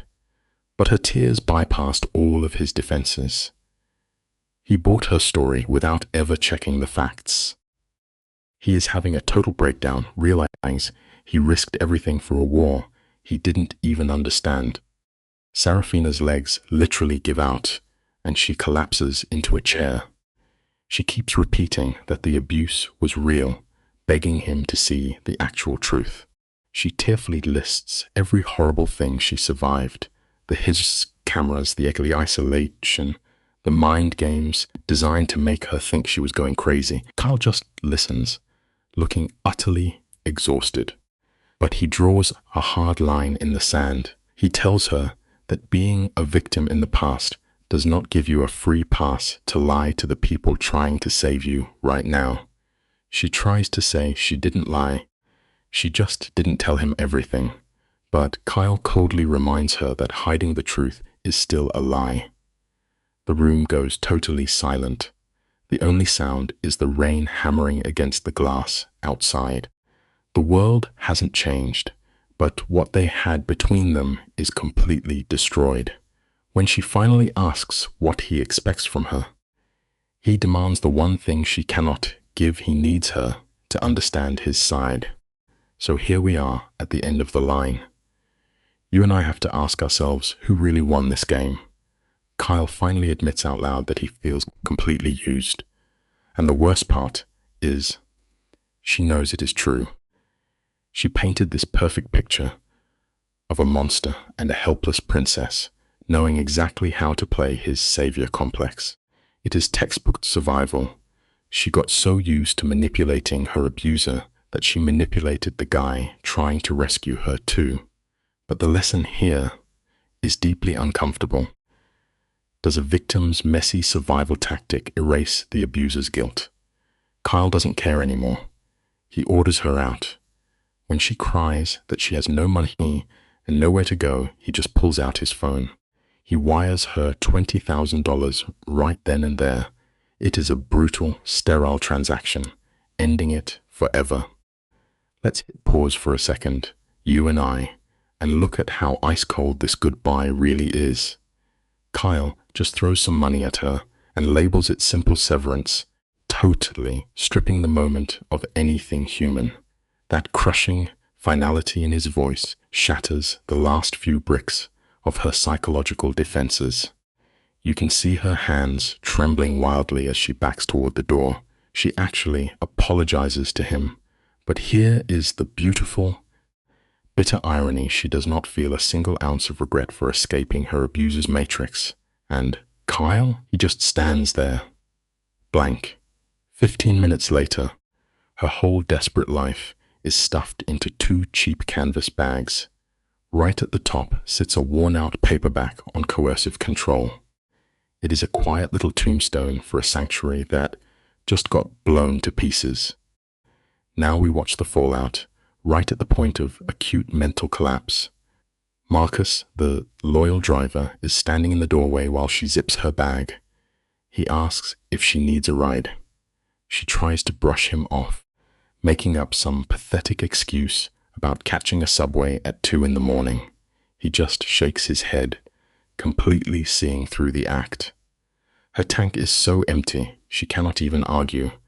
So they ride down that elevator in total, suffocating silence. Marcus throws her bags into the sleek town car and asks for the destination. She gives him the address of a rundown Brooklyn shelter, the exact same hiding spot she used 6 months ago, when she first ran from Adrian. And right in the middle of the bridge, Marcus shatters his professional wall. He looks in the mirror and says, "For what it is worth, I believe you." Just like that, her trauma responses go overdrive. She whips her head around, terrified. What does he mean? Does he know what Adrian did? Marcus keeps his eyes glued to the dark road. He tells her he has driven Mr. Duval for 8 long years and never seen the boss react like this. Here is the tragic twist. Kyle only throws his weight around for people in actual danger. But whatever twisted reality Adrian showed him tonight, it was enough to make a man made of iron actually doubt himself. Her defenses flare up, asking if Marcus thinks she deserves this nightmare. Marcus don't sugarcoat it. He says the truth is probably far uglier than anyone wants to admit. And that is the hardest pill to swallow. To survive, you have to stare your own damage right in the face. Before Marcus drives off, he tells her to call him if she needs anything, throwing out a lifeline she never asked for. Of course, her captivity trauma immediately kicks in. She asks why Kyle's guy would ever help her. Marcus just looks at her and drops a heavy truth. Working for a man does not mean selling him your soul. He hands her a business card, and her numb fingers take it right before the car disappears. Now, picture this. It is almost 3 in the morning. She is standing alone on a freezing Brooklyn sidewalk, clutching $20,000 that feels like dirty money, and the universe just keeps kicking her while she is down. The shelter is completely full. She ends up dragging her bags to a Lower East Side youth hostel, a place absolutely dripping with urban misery and quiet desperation. Stick with me here, because this is where the psychological pressure cooker really whistles. It is $50 a night, and the thin walls are leaking the sounds of strangers crying and arguing. She is lying on a lumpy mattress, fighting off a total mental breakdown when her phone suddenly buzzes. It is an unknown number. Her heart rate explodes. The text says, "I heard you left Kyle's place. My door is always open. Adri, in." The guy is a megalomaniac who uses his omnipresence like a ghost haunting her every step. She blocks him, a completely useless attempt to regain control. 10 seconds later, a different number texts her, "You cannot run from the truth forever." This is how a behavioral predator operates, folks. They do not just lock you in a cage. They make sure you know the cage has no doors. That is the exact second the emotional dam finally bursts. She violently hurls her phone right at the peeling wallpaper. She yanks the cheap blanket over her head and just sobs, weeping for the first time in 3 brutal weeks to bleed off all that toxic cortisol. For the next 3 days, she is basically a ghost. She wanders the concrete grids in a dissociative fog, surviving on burnt coffee and the fragile safety of being a nobody. She begs for under-the-table cash jobs where people do not ask for names. Nothing bites. Then, on the 4th morning, her phone rings again. Every instinct screams at her to ignore it, but the animal panic of starving forces her hand. A woman's voice answers. The name is Catherine Mercer, and when you are drowning in total isolation, any voice sounds like a rescue boat. Let us break this down together. Sarafina jolts straight up on that terrible mattress, demanding to know who is calling. Catherine drops a bomb. She is Adrian's ex-wife, and they needed to talk immediately. Sarafina panics about how she got the number, but Catherine cuts right through the noise. She says, Adrian is not just playing the obsessive stalker anymore. He is literally weaponizing the legal system. He is getting ready to sue Kyle for tortious interference, and he will use Sarafina as the star witness. You can almost feel Sarafina's blood turning to ice water in her veins. Catherine reveals that Adrian has been obsessively recording every single move they made. The bitter reality: give a clinical narcissist enough money, and they will turn the law itself into a meat cleaver. Bending reality is the classic signature of emotional abuse. Catherine explains that Adrian is spinning this beautiful, sick fairy tale. He is acting like the tragic victim, claiming a powerful billionaire stole his unstable girlfriend. Catherine admits she knows it is a complete lie, but Adrian is a master at dressing up fiction in a tailored suit. He has a massive file ready to go.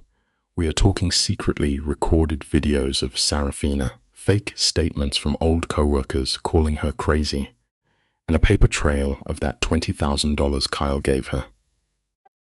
For a second, Catherine's cold, calculated voice actually cracks. She says he is going to destroy them both if they do not fight back. Sarafina starts hyperventilating, begging to know why an ex-wife would ever risk her neck to warn her. Listen closely to Catherine's warning, because it is chilling. She says, once Adrian decides you have wronged him, he will not stop until your life is a smoking crater. His thirst for revenge is absolute. She demands a face-to-face meeting in 2 hours, complete secrecy. Then she hangs up, and a Tribeca address pops up on the screen. Sarafina is sitting there, her heart hammering against her ribs like a trapped bird. Her traumatized brain is screaming that this is a setup. What if Catherine is just another pawn on Adrian's chessboard? You and I are going to look at this together and decide, would you walk into that trap? But here is the heartbreaking irony of being a victim. If Adrian really is coming for Kyle, running away just means waiting to be slaughtered. Fear drags her right back to the fire by pure, unadulterated panic. Sarafina shows up at the Tribeca spot 45 minutes early. She grabs a black coffee and immediately tucks herself into the darkest corner of the room, keeping her eyes glued to the front door like a soldier on watch. Then Catherine Mercer walks in, right on the dot. And man, she is not what you expect. She is in her early 30s. Blonde hair pulled back, so tight it looks painful, radiating this quiet, dangerous kind of old money. She looks exactly like the kind of person who eats psychological warfare for breakfast. She spots Sarafina instantly, gliding across the room and sliding into the chair opposite her without making a sound. "Thank you for coming," she murmurs. And just like that, the surgeon prepares to make a first cut. Sarafina is shaking, whispering that she probably should not be there. Catherine just nods, her voice smooth as glass, agreeing that she absolutely shouldn't be. But the fact that she is means she is ready to wake up. Catherine pulls out a sleek tablet and slides it across the table. She lays out the terrifying architecture of Adrian's obsession. The guy has been building this trap for months. He leaves zero loose ends. She taps the screen, and suddenly it is flooding with drafted lawsuits, private eye photos, and hacked message logs. Sarafina feels the bile rising in her throat. She chokes out, "He is actually suing Kyle?" Catherine just stares at her. "Not yet," she says, "but he has already started contacting licensing boards, planting the seeds to slowly choke out Kyle's entire empire. We are talking about a total scorched earth isolation campaign, Adrian has been calling Kyle's financial backers, painting a horrifying picture of a dangerous billionaire ruining an innocent man's life. Sarafina is breathless, totally paralyzed by the sheer sociopathy of it all. "This is insane," she whispers. Catherine's face does not move a single millimeter. "This is Adrian," she replies, her voice totally dead. "He targets you, he builds the cage, and then he locks the door." Sarafina's coffee cup rattles against the saucer as she asks the million-dollar question. "Why are you risking your own skin for me?" Catherine gets real quiet. She says she spent 5 years married to a man who convinced her she was crazy, and that is the saddest part of the trauma bond. The survivors always recognize the scars. Stick with me here, guys. Let us hit pause and watch this brutal reality check unfold. Catherine locks eyes with Sarafina, dropping the ultimate hammer. She admits she only survived because her senator father had endless money. Adrian could not match that. But Nasina, she has 0 resources. Neither does Kyle. Catherine lays it out perfectly. Without her help, Adrian is going to crush them. Sarafina shrinks back, cornered, asking what this lawyer wants. The answer? The ugly, unfiltered truth. Every single detail she hid from Kyle. Sarafina panics, claiming she already told him, but Catherine cuts her off cold. She only told him a sanitized fairy tale. Right now, Adrian is actively painting her as an unstable liar who manipulated a wealthy man. If they do not step up and prove otherwise, Adrian's twisted lie becomes their reality. "Prove it," she says. And here is where the emotional surgery starts. Catherine demands every piece of the wreckage, the affair, the lies, exactly why Adrian stopped trusting her. She wants to use that dirt to blow up Adrian's case before it even hits a courtroom. Sarafina just freezes. Imagine looking a total stranger in the eye and confessing the sickest parts of your toxic relationship. You can see the panic setting in as she calculates the damage. She whispers that if she does this, Kyle will find out she lied to him all over again. But Catherine just shatters her fragile little bubble. Kyle already knows. He already figured it out. The only question left is whether Sarafina is going to let those lies drag them both underwater, or if she is finally going to throw a punch. You can see the exact moment the weight of that truth crushes her excuses. She takes a breath and starts talking. "You and I are going to look at this together because we both know there is no perfect victim." Sarafina is sitting in that office, totally out of places to hide, dumping 8 months of secrets onto the table. The affair with Marcus, the endless web of lies, the pathetic ways she tried to cover her tracks. Catherine hits save on the audio recording and just stares at her. Sarafina's own messy trauma gave Adrian exactly the bullets he needed. He is going to weaponize every single flaw she has. So, what is Catherine's play? A massive, unrelenting legal strike, harassment, stalking, emotional destruction. They are going to fight his sickness with pure cold law. It is a bitter pill to swallow, but it makes sense. The only way to disarm a monster is to look your own ugly mistakes in the mirror and own them before he can use them to destroy your life.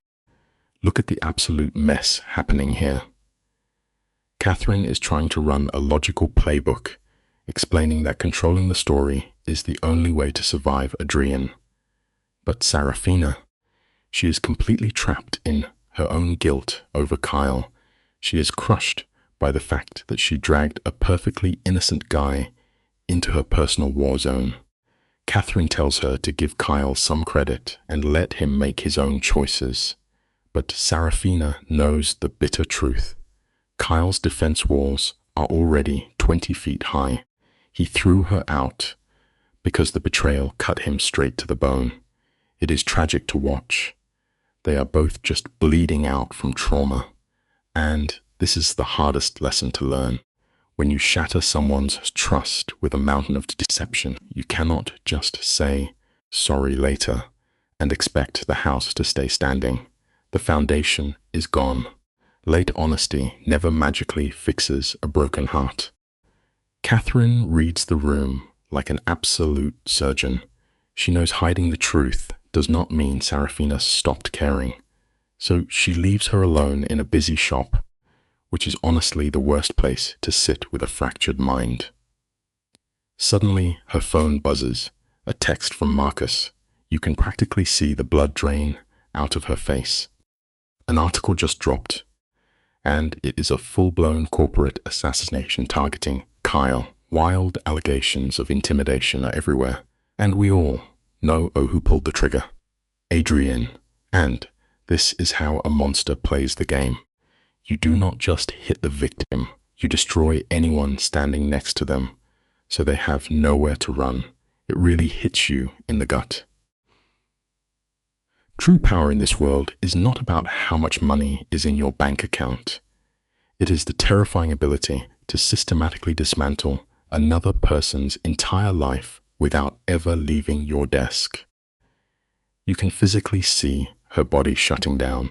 Her hands start shaking so badly she can barely hold the phone.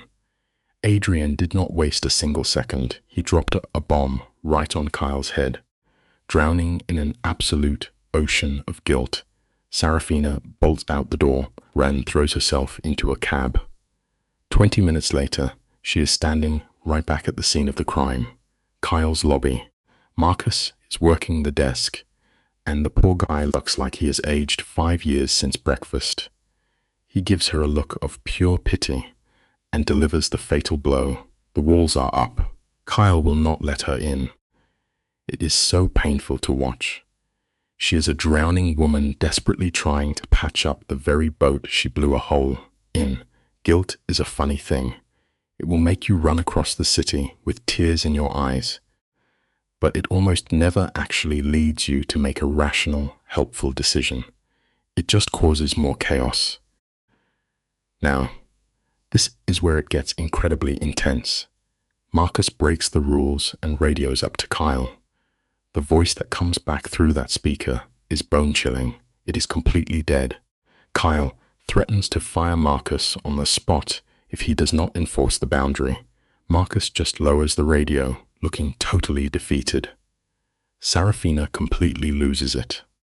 She is practically hyperventilating, begging for a chance to fix the hell she brought to his doorstep.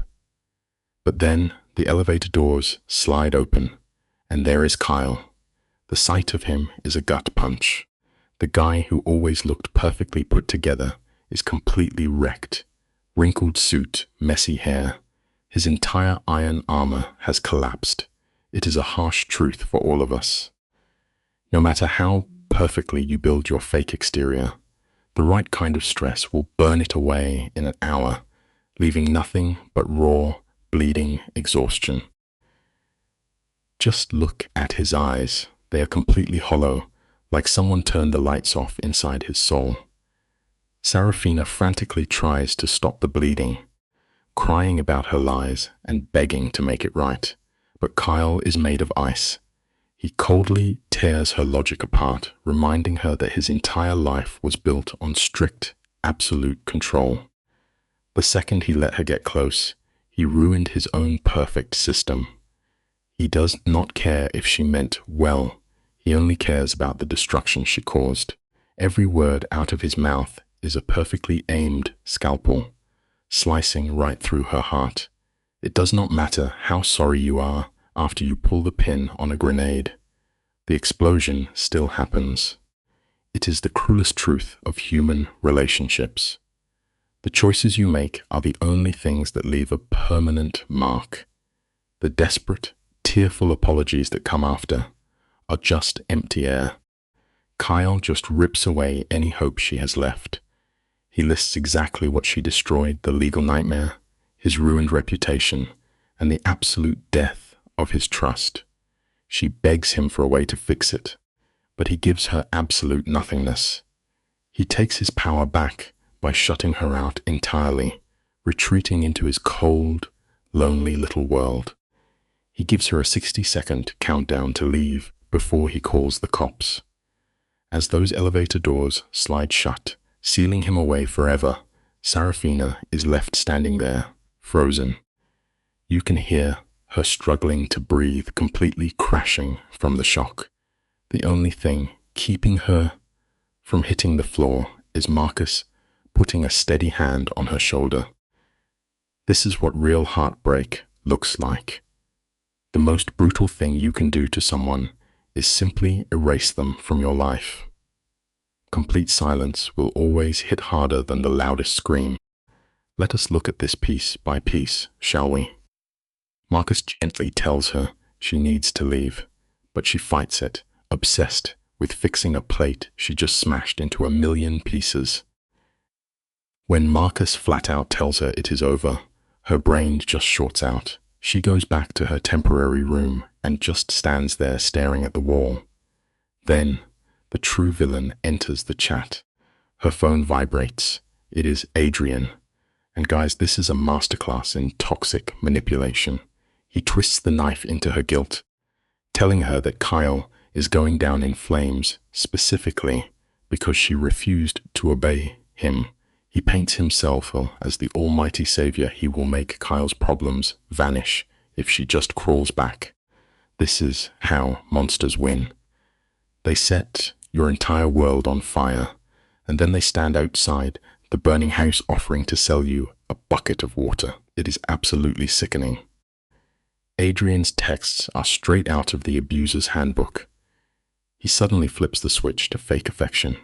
He claims he still loves her, framing her surrender as this grand, noble sacrifice to save her friends. And you can see Sarafina actually considering it.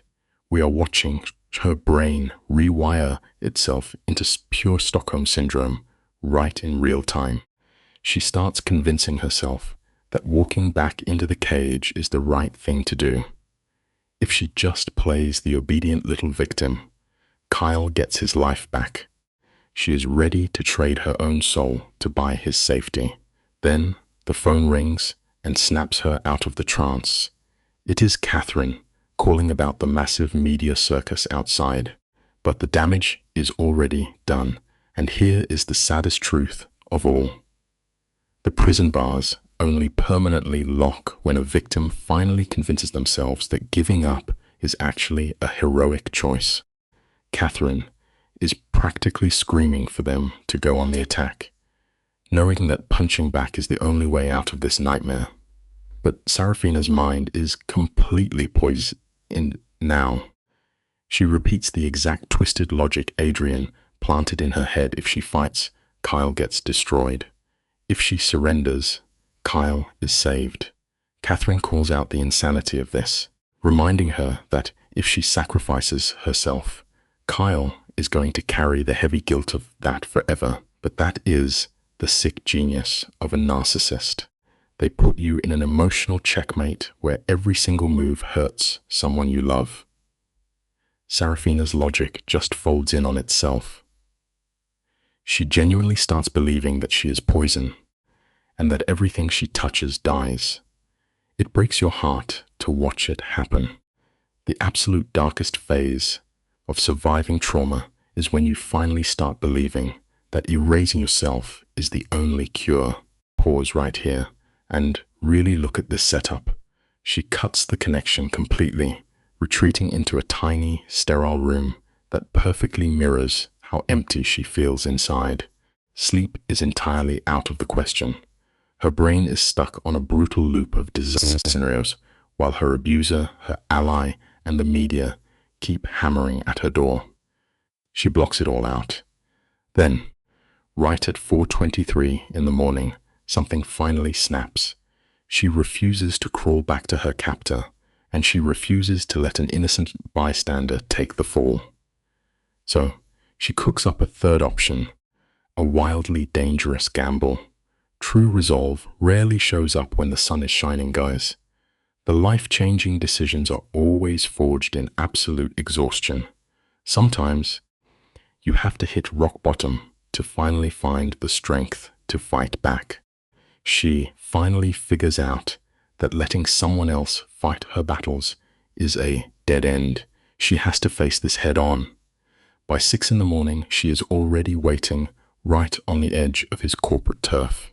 She knows his routine by heart, the rigid, predictable clockwork of a pure narcissist. Watching from the shadows, she sees him roll up at exactly 6:47, and the contrast is sickening. This guy steps out looking flawless, completely rested, practically glowing. He has that terrifying calm of a predator who feels absolutely nothing for the lives he ruins. She tracks his every move, her nerves entirely shot. It is a harsh truth to swallow, but the people who hurt us often sleep completely fine while we are wide awake falling apart. The injustice of it just hardens her soul, preparing her for the inevitable crash. Stick with me here, because this dynamic is brutal, Marshall. She leaves her hiding spot and marches right into the beast's lair. The whole building is built to make you feel tiny, massive glass walls, cold marble floors, that heavy silence that just screams infinite wealth. The Ratash's was a perfectly polite wall, but Serafina knows exactly how this toxic game is played. She understands her abuser's ego. The guy literally thinks he owns her, meaning he will never pass up a chance to watch her beg. She uses her own name as a weapon, telling the desk to let him know she is here. It is a terrifying realization, but sometimes doesn't break into an untouchable fortress. You have to hand the tyrant exactly what he wants to control. You have to play the pawn just long enough to get your foot inside the door. Watch the faces of the people around them. The receptionist hears her name, and her entire expression shifts into this messy mix of pity and dark curiosity. Serafina is basically a walking ghost story here. They send her up to the 48th floor.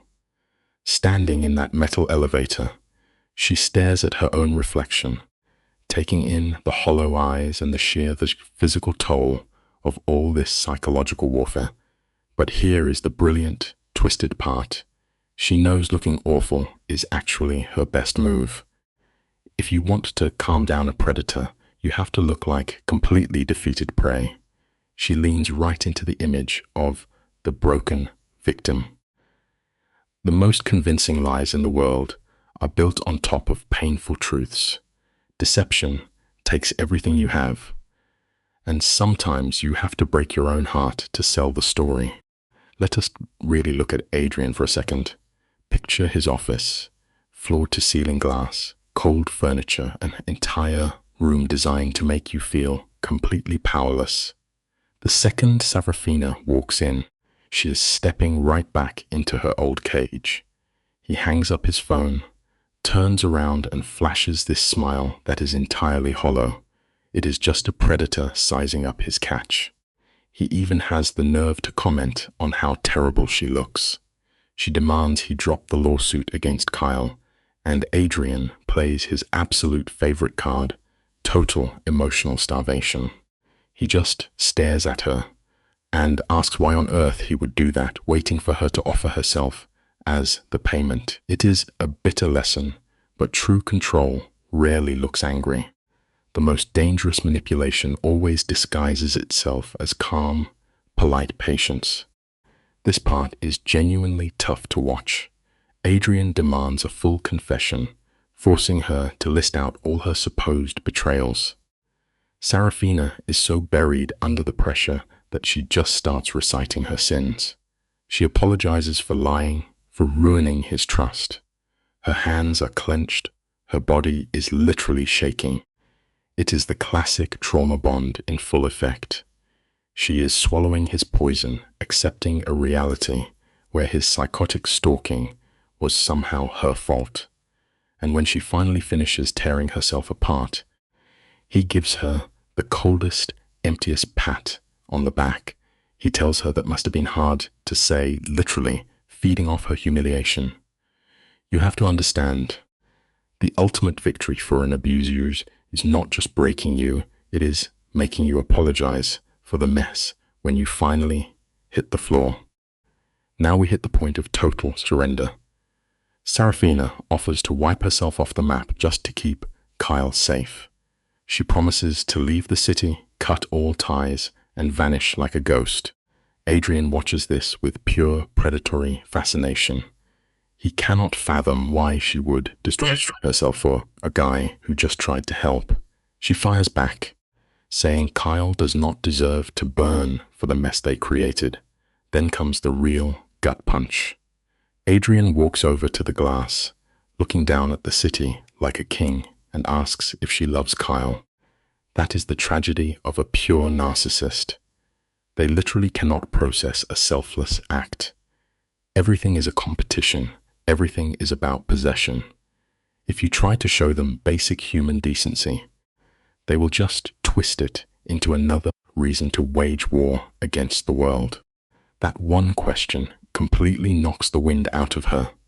Does she love him? She cannot even form the words. But for Adrian, this is the only thing that matters to his fragile ego.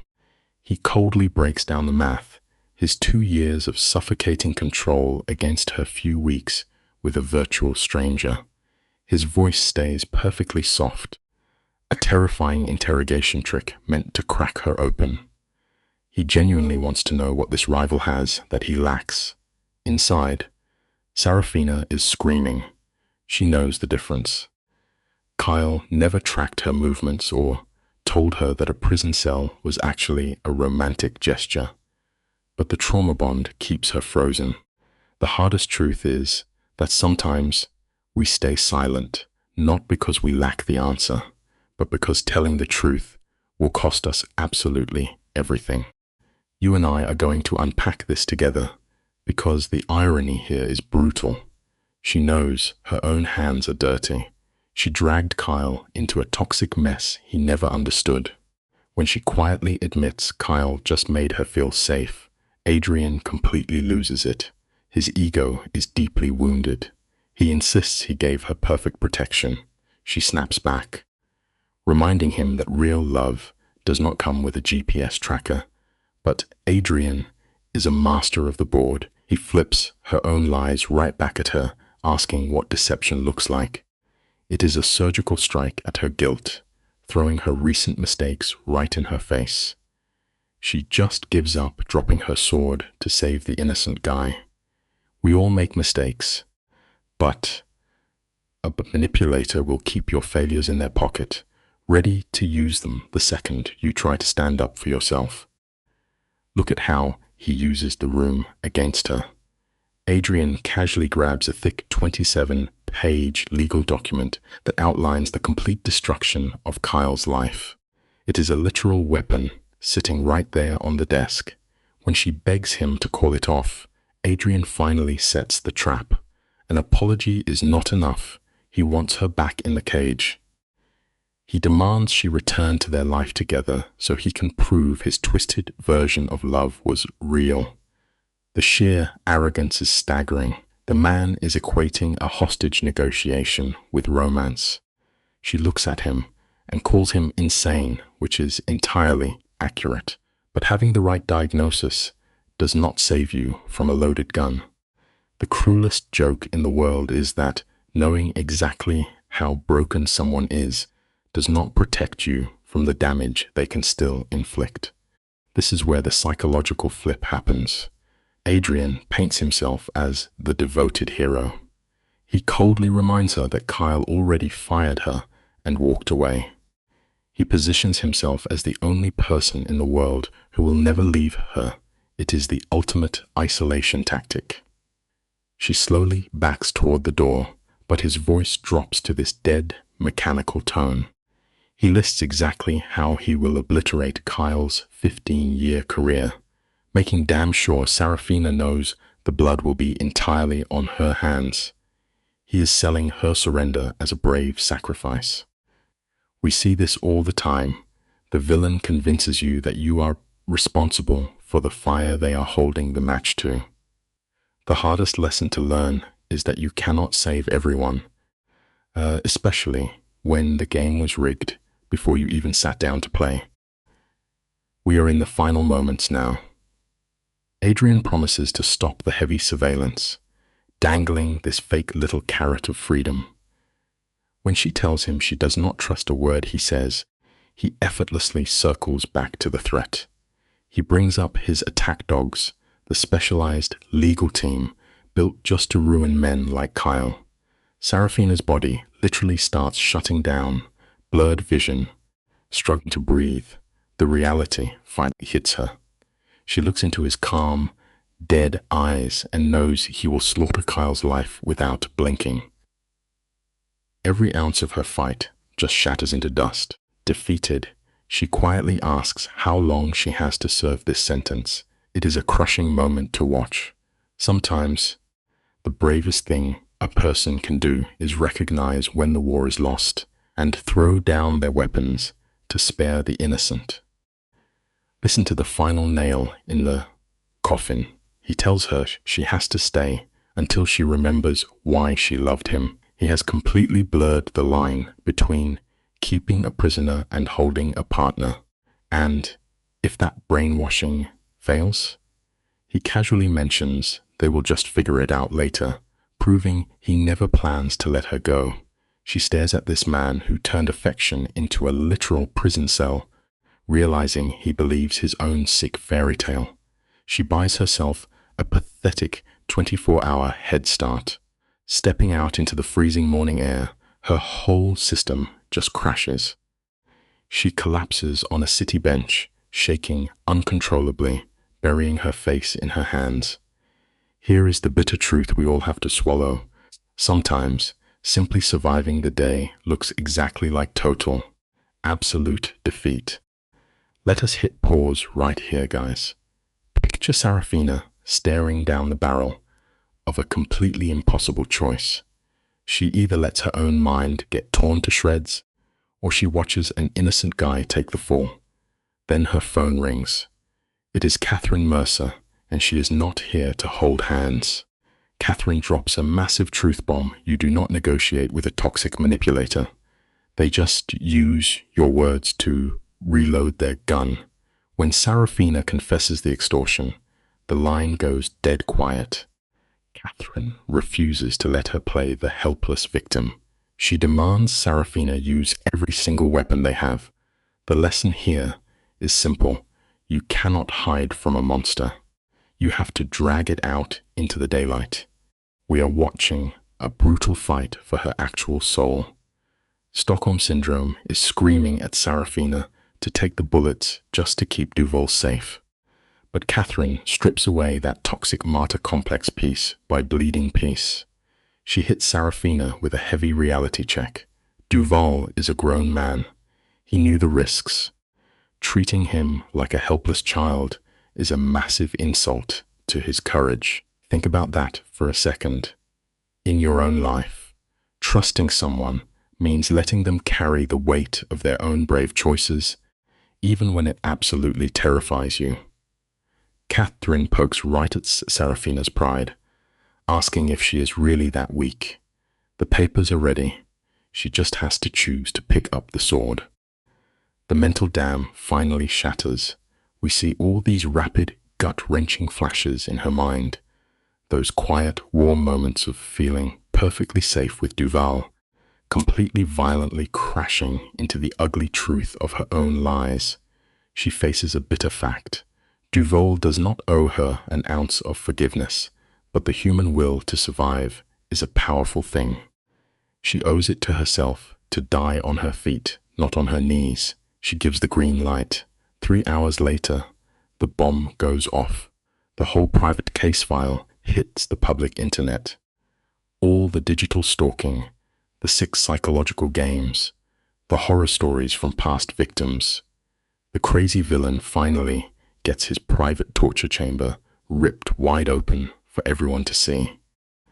The fallout is absolute chaos. Rich corporate guys hate a messy scandal, and the media sharks smell blood in the water. Catherine is reading off the damage report, but Sarafina is entirely stuck on one thing. She just wants to know how Duval reacted. She is basically begging to find out how much he hates her now.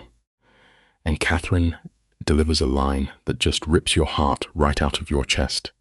She says Duval does not hate her. He hates the fact that he still cares about her. That is the real tragedy of trauma. Right there, it burns down everyone standing nearby. Meanwhile, the bad guy is not taking this lying down. By 6 p.m., Adrian is already staging a perfectly fake press event to spin the whole story. Stick with me here, because you and I need to watch this perfectly sick performance together. Adrian walks up to those cameras acting like a wounded hero who only wanted to help. He takes his own massive cruelty and tries to sell it as deep, protective love for a broken woman. When they ask him about all the other victims, he pulls the oldest trick in the book. He straight up denies their reality. He gives this incredibly empty apology, basically saying he is sorry they misunderstood his kindness. It is a terrifying magic trick. The guy feels absolutely nothing for the lives he ruined. He is going to spend the rest of his life trapped in a cold, lonely cage of his own fake perfection. Let us really look at what happens when a victim tries to fight back. We see Adrian up there at the microphone, lying through his teeth with an eerie, calm smile. Sarafina is watching him on a screen, and you can literally see the color drain from her face. Her body is going into full panic mode. Then her phone rings. It is Kyle. She picks it up, her hands shaking like a leaf. His voice is totally dead, just ice cold. He demands to know why she dropped a legal bomb without warning him first. She thought she was doing a good thing. But the harsh truth is, she just took their very private nightmare and threw it onto the front page of the news. She made a bad situation 1,000 times worse. It is so painful to watch this part. Sarafina genuinely believes she has to throw herself on the tracks to save the guy trying to rescue her. She tells Kyle she is just trying to keep him safe, crying from pure exhaustion. But Kyle is not having any of it. He completely rejects this whole savior game. He lays out exactly what is coming next. Adrian has expensive lawyers, and they are going to tear her mind apart in public. They will paint her as a crazy, bitter ex who tricked a rich, lonely guy just to steal his money. And here is the brutal lesson. In the court of public opinion, the actual truth does not matter at all. The abuser will just flip the script and make the victim look like the real villain. This right here is how a mastermind breaks you down until you cannot even breathe. Sarafina is sobbing, begging to know what else she was supposed to do. She confesses that she actually offered to go right back to Adrian just to make the nightmare stop for everyone else. It is the saddest thing you will ever see. The bird is begging to go back into the cage. Kyle hears this, and his voice drops to a dead, scary whisper. He tells her he already knows. He refuses to let her play the sacrifice. He finally admits he does not even know what he wants anymore. She is practically choking on her own tears, apologizing over and over, and he just cuts her off. He tells her to stop crying and start fighting back. Look at how Adrian set up this giant trap. He is painting Sarafina as the evil mastermind, and Kyle as the dumb guy who got played. Kyle knows they only have one shot. They have to work as a team, or they are both going to lose everything. He is completely drained from fighting a war in the dark. So he draws a hard line in the sand. No more half-truths. No more holding things back to spare his feelings. He demands the entire ugly truth. Sarafina just closes her eyes, totally defeated. Then Kyle asks the one question that destroys everything. He asks if she ever actually loved Adrian. She wants to lie so badly to save her own dignity, but she promised him the truth, so she breaks down and says yes. She tries to explain that the love was only real before the guy turned into a total monster. She admits her whole thing with Marcus Chen was never real love. It was just a blind panic, a desperate attempt to run away. But when Kyle asks where he fits into her messy heart, she completely freezes. She honestly tells him her brain is too broken right now to even know what love is. Kyle takes that hit without blinking. He tells her the bad news. Adrian just won the crowd with his fake tears. Kyle says their only remaining play is total, brutal honesty. She has to get on a stage and tell the world every single mistake she made, even the cheating. She starts hyperventilating, realizing this will destroy her completely. They set the trap for the very next afternoon. It is going to be a live press conference. Her, Kyle, and Catherine standing up and showing their deepest scars to millions of strangers. Sarafina is sitting there, totally convinced she is going to crack under the pressure, but Kyle gives her the coldest wake-up call. If she hides now, Adrian gets to write her life story forever. The call drops, and she is left sitting in a quiet, dark room, staring at her own broken reflection. You have to wonder, could you stand in front of 100 cameras and admit your worst sins? By early afternoon, the next day, the trap is set. Sarafina walks into a plain hotel lobby wearing a simple suit like a suit of armor. Catherine stops her right in the hallway, looking her dead in the eye to see if she is going to break. Sarafina does not even try to lie. She admits she is completely terrified. Catherine just nods and says that fear is the only normal reaction to what she is about to do.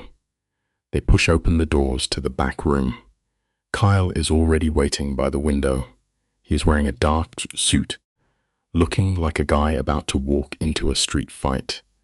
The second she walks in, they just stare at each other, recognizing the heavy damage they both carry. He walks right up to her, his eyes look incredibly tired. He tells her very quietly that she can still walk away. She does not have to do this, but she chooses to walk into the fire anyway. For just one split second, Kyle's face actually softens. He does not completely forgive her, but you can see he finally understands her pain. Then the heavy double doors swing open. A massive crowd of hungry reporters pushes in, and camera flashes light up the entire room. Catherine walks up to the microphones first. She sets the ground rules right away. She tells the crowd this is not a court of law.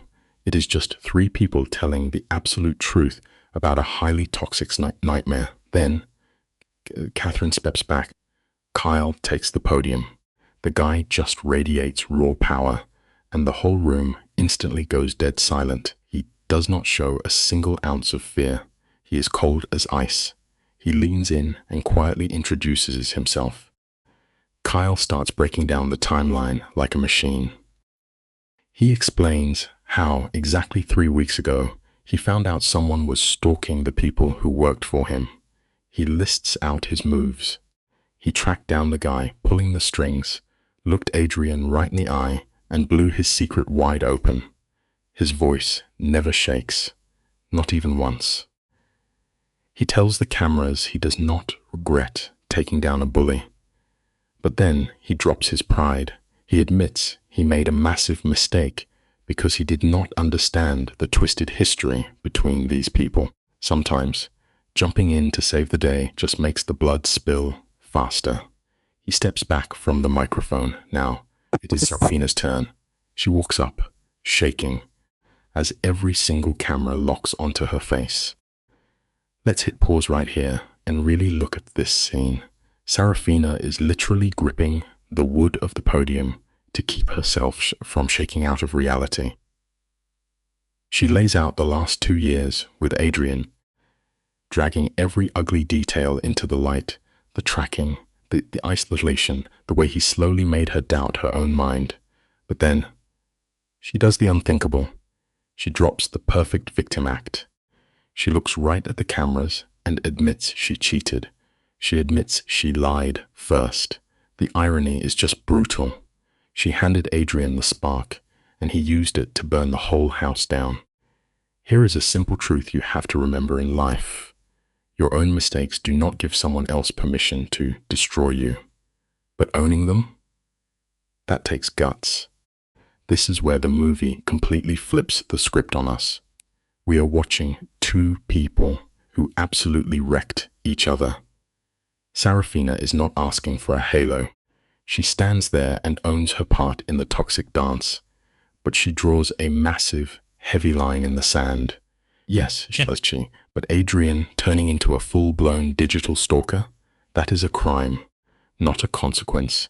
She refuses to play the tragic martyr, and then she turns to Kyle. Her apology to him is so raw, so stripped of defense, it actually hurts to watch. She dragged him into a war he never asked for. The reporters immediately smell blood in the water and start tearing into her, but she just stands there. The lesson here is clear. Truth without armor is the only way out. Catherine steps in like a shark, completely neutralizing the bloodthirsty press and shuts the circus down. Kyle does not hesitate. He grabs Sarafina, and they vanish out a side door before the media mob can tear them apart. Picture them up in that hotel suite, 3 floors above the chaos. The silence absolutely deafening. Catherine is pacing, watching the internet explode. Sarafina just threw a grenade into Adrian's PR machine by telling the ugly truth. Kyle tells Catherine to leave, and then it is just the two of them. He stares out the glass at the city lights, the adrenaline still screaming in his veins. He looks at her and admits he cannot tell if she is profoundly brave or completely stupid. The lesson here is that true courage usually looks exactly like profound stupidity to everyone else. Listen up, because this is the moment that defines everything. Healing only actually starts the second the lying stops. Sarafina accepts his judgment, courage, and stupidity and asks what they do now. Kyle tells her they wait. They have to see if the world believes the truth. But he promises her, if Adrian tries to spin this, it is total war. She looks at him, completely baffled. Why is a billionaire risking his entire empire for a broken woman? He steps right into her space, clothes offing the gap, and tells her he sees someone bleeding out, just to be honest. It is a brutal thing to watch. She whispers she does not deserve to be saved. He gives her absolution anyway. Sometimes the most meaningful life lesson is simply allowing yourself to be forgiven. You and I need to freeze the frame right here, because this is the exact second Kyle's world shatters. His phone buzzes. It is his security director. Watch the blood completely drain from his face as he takes the call. He only asks 3 things. When, her ad. Lock it down. He hangs up, and Sarafina instantly feels her stomach drop. Her own nervous system goes into panic mode just watching him. Kyle looks at her, and his eyes are like dead winter ice. Someone just firebombed his flagship restaurant. His people are hurt. The fire is raging. He does not even have to finish the sentence because they both know exactly who ordered the hit. Adrian just took this from a courtroom game to physical violence. The lesson here is that a narcissist will always burn down the world before they ever admit defeat. They pull up to the barricades 23 minutes later, and the visual is just devastating. Thick black smoke is pouring out of the second floor. 15 years of Kyle's blood, sweat, and identity are literally turning to ash right in front of him. But look at his face. Defeats nothing. He completely dissociates, retreating deep into his own mind to calculate the damage. An exhausted fire chief walks up, wiping soot from his eyes, and explains it was a chemical fire. It burned unnaturally fast. Kyle asks for the casualty count with a voice that sounds like a machine. 2 servers, 1 cook. This severe burns. The lesson in moments like this is dark but necessary. When the people you lead suffer because of your war, the guilt will eat you alive. The chief tells him, The arsonist slipped out 60 seconds before the blast. Watch Kyle's jaw right now. That tiny flex of muscle is the only hint of the absolute rage boiling under his skin.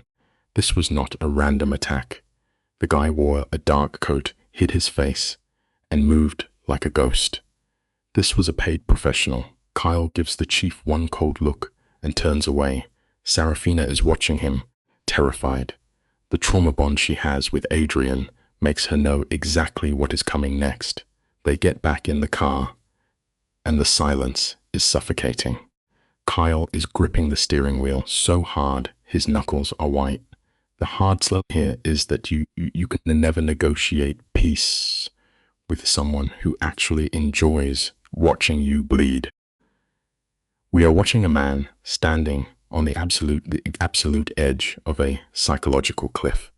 He knows they are being hunted, so he skips his main house and drives them straight to a hidden property in Connecticut. It is past midnight when he finally cuts the engine. He just sits there in the dark, paralyzed, staring at the empty house. Sarafina cannot take the quiet anymore. She breaks down and whispers that 3 innocent people are in the hospital because of her. It is classic survivor guilt. But Kyle snaps out of his freezes instantly. He refuses to let her carry that weight. He looks her right in the eyes and tells her Adrian made the choice to strike a match. The lesson is simple. Never take the blame for the violence another person chooses to commit. Kyle dismantling her guilt in this scene is a masterclass in breaking a trauma loop. He tells her straight up, "You did not pour that gasoline. You did not hire a mercenary to burn my life down. Adrian did this.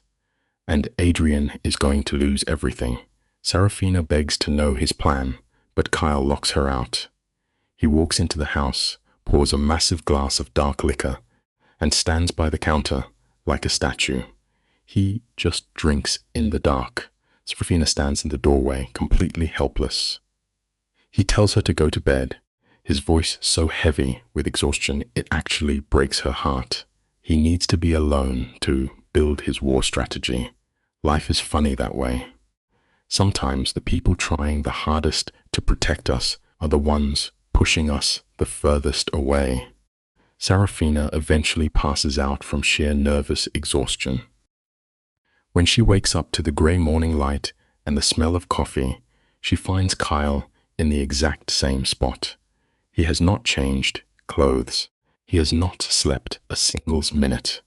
When she asks him about it, his voice is completely hollow. He drops a bomb that changes our entire understanding of his character. He spent the whole night thinking about his dead sister, Elena. He never talks about her. Never. He stares into his mug and says she was 2 years younger than him, full of all these beautiful qualities that he never bothered to praise while she was breathing. The most painful life lesson you will ever learn is that appreciating someone only after they are gone does not bring them back. Now we get to the root of the nightmare. Kyle finally opens the vault on his childhood. His father was a monster who weaponized love. The classic abuser who breaks your mind while claiming he is the only one keeping you safe. Kyle looks at Sarafina and asks if that sounds familiar. The parallel to Adrian is chilling. By the time Elena was 17, she was fading away. Not sleeping, not eating, just a ghost in her own house. Kyle admits the most bitter truth of all. He was too busy surviving to notice his own sister dying inside. She passed away at 19 from an overdose. They called it an accident. The chilling life lesson here is that monsters do not hide under the bed. They sit at the dinner table and convince you they are family. Sarafina tries to comfort him, but Kyle blocks it like a professional fighter. He says he has had 20 years to process it, but you and I can see the guilt eating him alive right now. He looks right at her and confesses his ultimate sin. He ran away from that toxic house and left his little sister behind. He told himself she was tough enough to survive the monster on her own. It is a lie we tell ourselves to feel better about running. Serafina tries to say he was just a kid, but he rejects the excuse. He knew leaving her was a death sentence, and he did it anyway. He looks at Serafina and realizes he almost did the exact same thing to her. The ultimate life lesson is that if you do not face your past, you are doomed to inflict it on the people you love. Let's pause right here, guys, because this is where the psychology gets heavy. Kyle is standing there, totally ripping himself apart. He actually tells Serafina, "I chose my own survival over yours. I pushed you out instead of dealing with your pain." It hits her like a physical blow, but Serafina fires right back. She reminds him that she and his sister were both just lying to survive a world that gave them zero control. He is obsessed with the idea that he failed them. So she steps right into his space and drops the hardest truth of all. "Your sister made her own tragic choice," she whispers, "but you did not make it for her." The lesson here is harsh but real. We simply cannot carry the heavy weight of the fatal choices that belong to someone else. She takes that exact same logic and throws it right at their current nightmare. "Adrian, choosing to burn down your life is not on my shoulders," she tells him. "We cannot micromanage the destructive impulses of broken people." Kyle is gripping that kitchen counter so hard his knuckles are pure white. "Then what can we actually control?" he demands. Serafina gives him a masterclass in resilience right then and there. "We only control how we respond," she says, "and whether we let their shattered minds break our own." There is this heavy, suffocating silence in the room. When Kyle finally speaks, his voice is terrifyingly calm. "I am going to destroy him." He vows to systematically wipe out Adrian's money, reputation, and freedom. Sometimes the life lesson is dark but true. The only way to truly protect your hard-earned peace is to go to absolute war. You and I need to look closely here, because we are watching the total death of Kyle's restraint. Serafina feels the temperature in the room drop to freezing. She warns him that attacking now will just look like bitter revenge, but Kyle does not care about his image anymore. Adrian burned his sanctuary and threatened his people. That is a permanent line. Kyle's eyes have this dead, lethal focus. He admits he was playing defense, but those rules are officially dead. He calls his fixer, demanding every piece of dirty laundry on Adrian. The money, the emails, the surveillance files. He verbally accepts all the legal risks. The hunt is officially on. The lesson is simple but terrifying. Push a patient man too far, and you will eventually beg for the regulated version of him you used to hate. He hangs up the phone and turns to Serafina with a direct order. "Pack up and go with stay, Catherine." He wants to build a wall between her and the moral rot he is about to dive into. "I am about to do some very unethical things," he warns her. But Serafina just plants her feet. She refuses to run. She calls out his massive hypocrisy.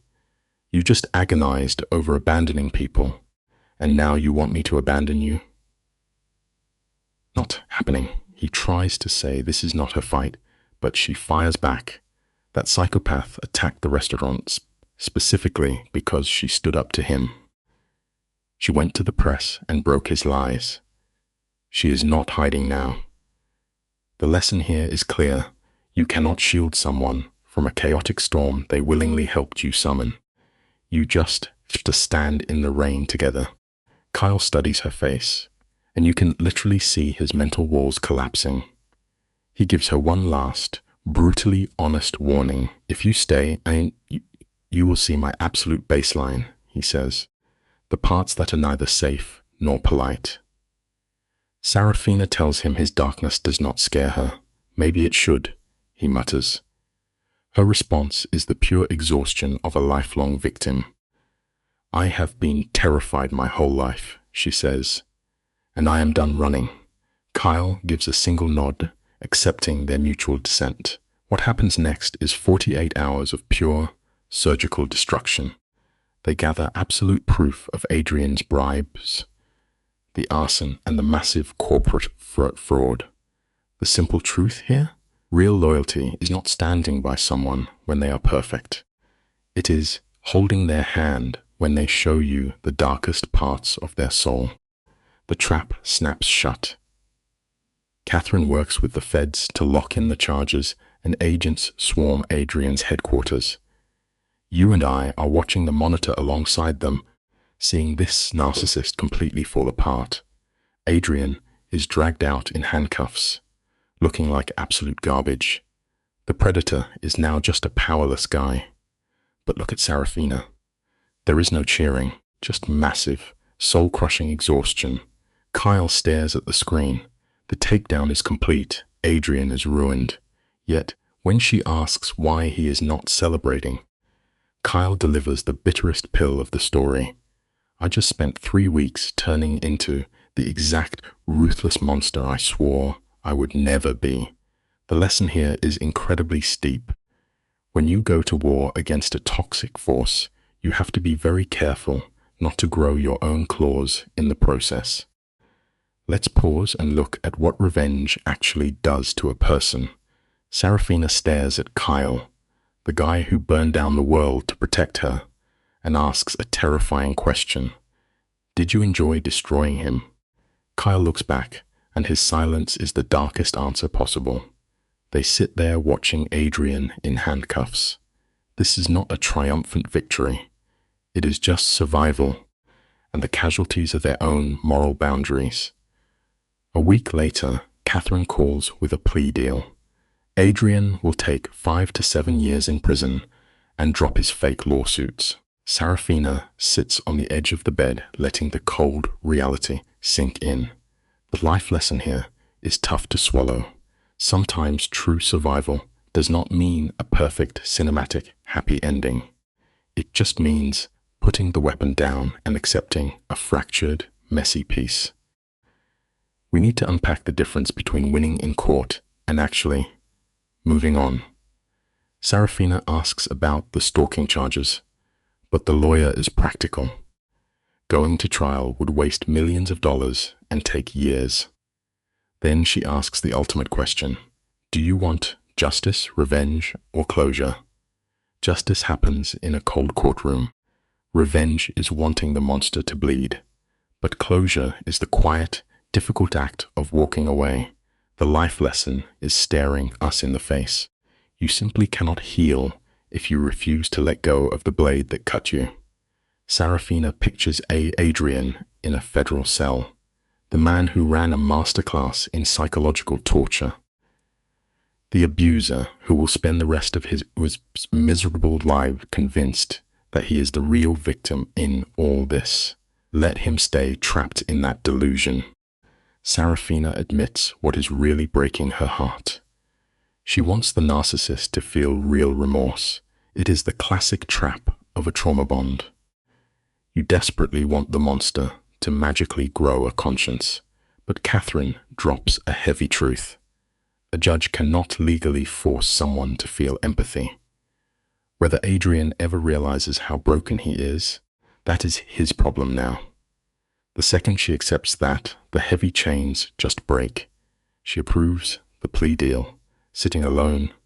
Her nervous system finally starts to power down. The life lesson here is vital. True peace begins the moment you stop waiting for an apology from a person incapable of giving one. She walks into the kitchen and finds Kyle cooking. No more crisis mode, just grounded, normal human, replacing the frantic energy of survival. Look at how things shift between them now. She tells Kyle the deal is officially done. He just keeps chopping garlic.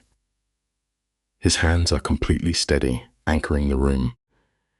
He asks if she is okay with the result, ensuring she knows this was entirely hers. She reminds him that he spent weeks ruining his own soul to protect her, not to fuel a personal revenge tour. Kyle looks up, his eyes totally free of the toxic control she expects from men. He states that her peace of mind is the only trophy he cares about. She leans against the counter, admitting she is unbelievably tired of the war. The lesson here is profound. Is rarely a triumphant shout from a mountaintop. Usually it is just the exhausted, quiet sigh of a battered soldier finally taking off their heavy armor. What happens when the villain is gone? You have to figure out how to be normal again. Kyle admits he has no clue how to do that, but he is willing to learn if she is. They sit at the table, awkwardly acting like regular humans. They talk about the restaurant, her studies, the weather. It is a fragile comfort, like building a house of cards next to a bomb crater. You and I see this all the time with severe trauma. Your brain literally rejects sudden peace because it feels like a trap. Later, they move to the living room, sitting on opposite ends of the couch with this huge careful gap between them. Finally, Sarafina breaks the silence. She asks the question that has been haunting her. When she was falling apart, why did he step in? The life lesson is strangely profound. Sometimes, learning how to just exist in a quiet room is much harder than surviving a violent war. Kyle swirls his wine, completely calm. He tells her she reminded him of his sister, not how she looked, but how she moved. He recognized that tragic posture of someone who has been abused, making themselves physically tiny just to survive. That caught his eye, but you and I must appreciate the pivot here. He did not stick around because she was a helpless victim needing a savior. He stayed because she was fiercely fighting back. Sarafina tries to brush it off, saying his money saved her. But he shuts that down instantly. Resources are totally useless if you do not have a spine. Here is your life lesson. True strength is clawing your own way out of the wreckage. Boom. Someone else might be standing there, holding a flashlight, but you are the one who has to do the climbing. Let's hit pause right here, guys. Kyle does something totally unheard of. In this twisted world, he offers her a clean slate. No heavy expectations, he tells her. They're going to take this slow, and if they only end up as friends, that is perfectly fine. Any choice she makes now comes from her own clear mind, not a panicked trauma bond. It almost breaks her down, because real love never holds a gun to your head for an answer. 3 months fly by, she gets a tiny, quiet apartment in Brooklyn. It is hers, no Adrian, no mind games. She goes back to her thesis, studying the exact nightmare she just survived. And Kyle? He is literally rebuilding his burned-down restaurant, laying bricks over the ashes. The lesson here is simple. You cannot truly heal in the exact same environment that broke you in the first place. They fall into a quiet rhythm. Coffee on Wednesdays, dinner on Sundays. A perfectly safe gray area, but fate hates peace. On a freezing Tuesday, an envelope shows up stamped from prison, and her heart stops. It is Adrian. Her hands shake instantly as she unfolds a single page. Adrian confesses he is locked up with violent criminals he used to mock, and the isolation has finally shattered his ego. The prison doctor diagnosed him with narcissistic personality disorder. The guy who thought he was a goddess is forced to look in the mirror and see the monster staring back. It is the complete collapse of his fake identity. It just goes to show the absolute hardest prison is never the concrete cell. It is being forced to see yourself for exactly who you are. I want you and I to read between the lines here. Adrian actually admits he was completely wrong. He confesses he could not tell the difference between protecting the woman he loved and holding a hostage. He admits to destroying her life on purpose while pretending to care. He says he expects zero forgiveness and finally understands she was never a piece of property. Sarafina sits there and reads this 3 times over. It sounds so incredibly genuine. But here is the cruel twist: narcissists in a cage always sound like poets. The words look perfect on paper, but a few months of therapy does not erase a lifetime of poison. This apology is nothing more than cold information. The lesson is vital. Never confuse an eloquently written apology with actual, proven behavior change. She folds that paper and shoves it in a drawer. She is not writing back. This right here is a huge win. She realizes his sudden moment of clarity does not magically erase her scars. That Sunday, she drops the letter on the table right in front of Kyle. He reads it and calmly asks how she feels. She is totally torn.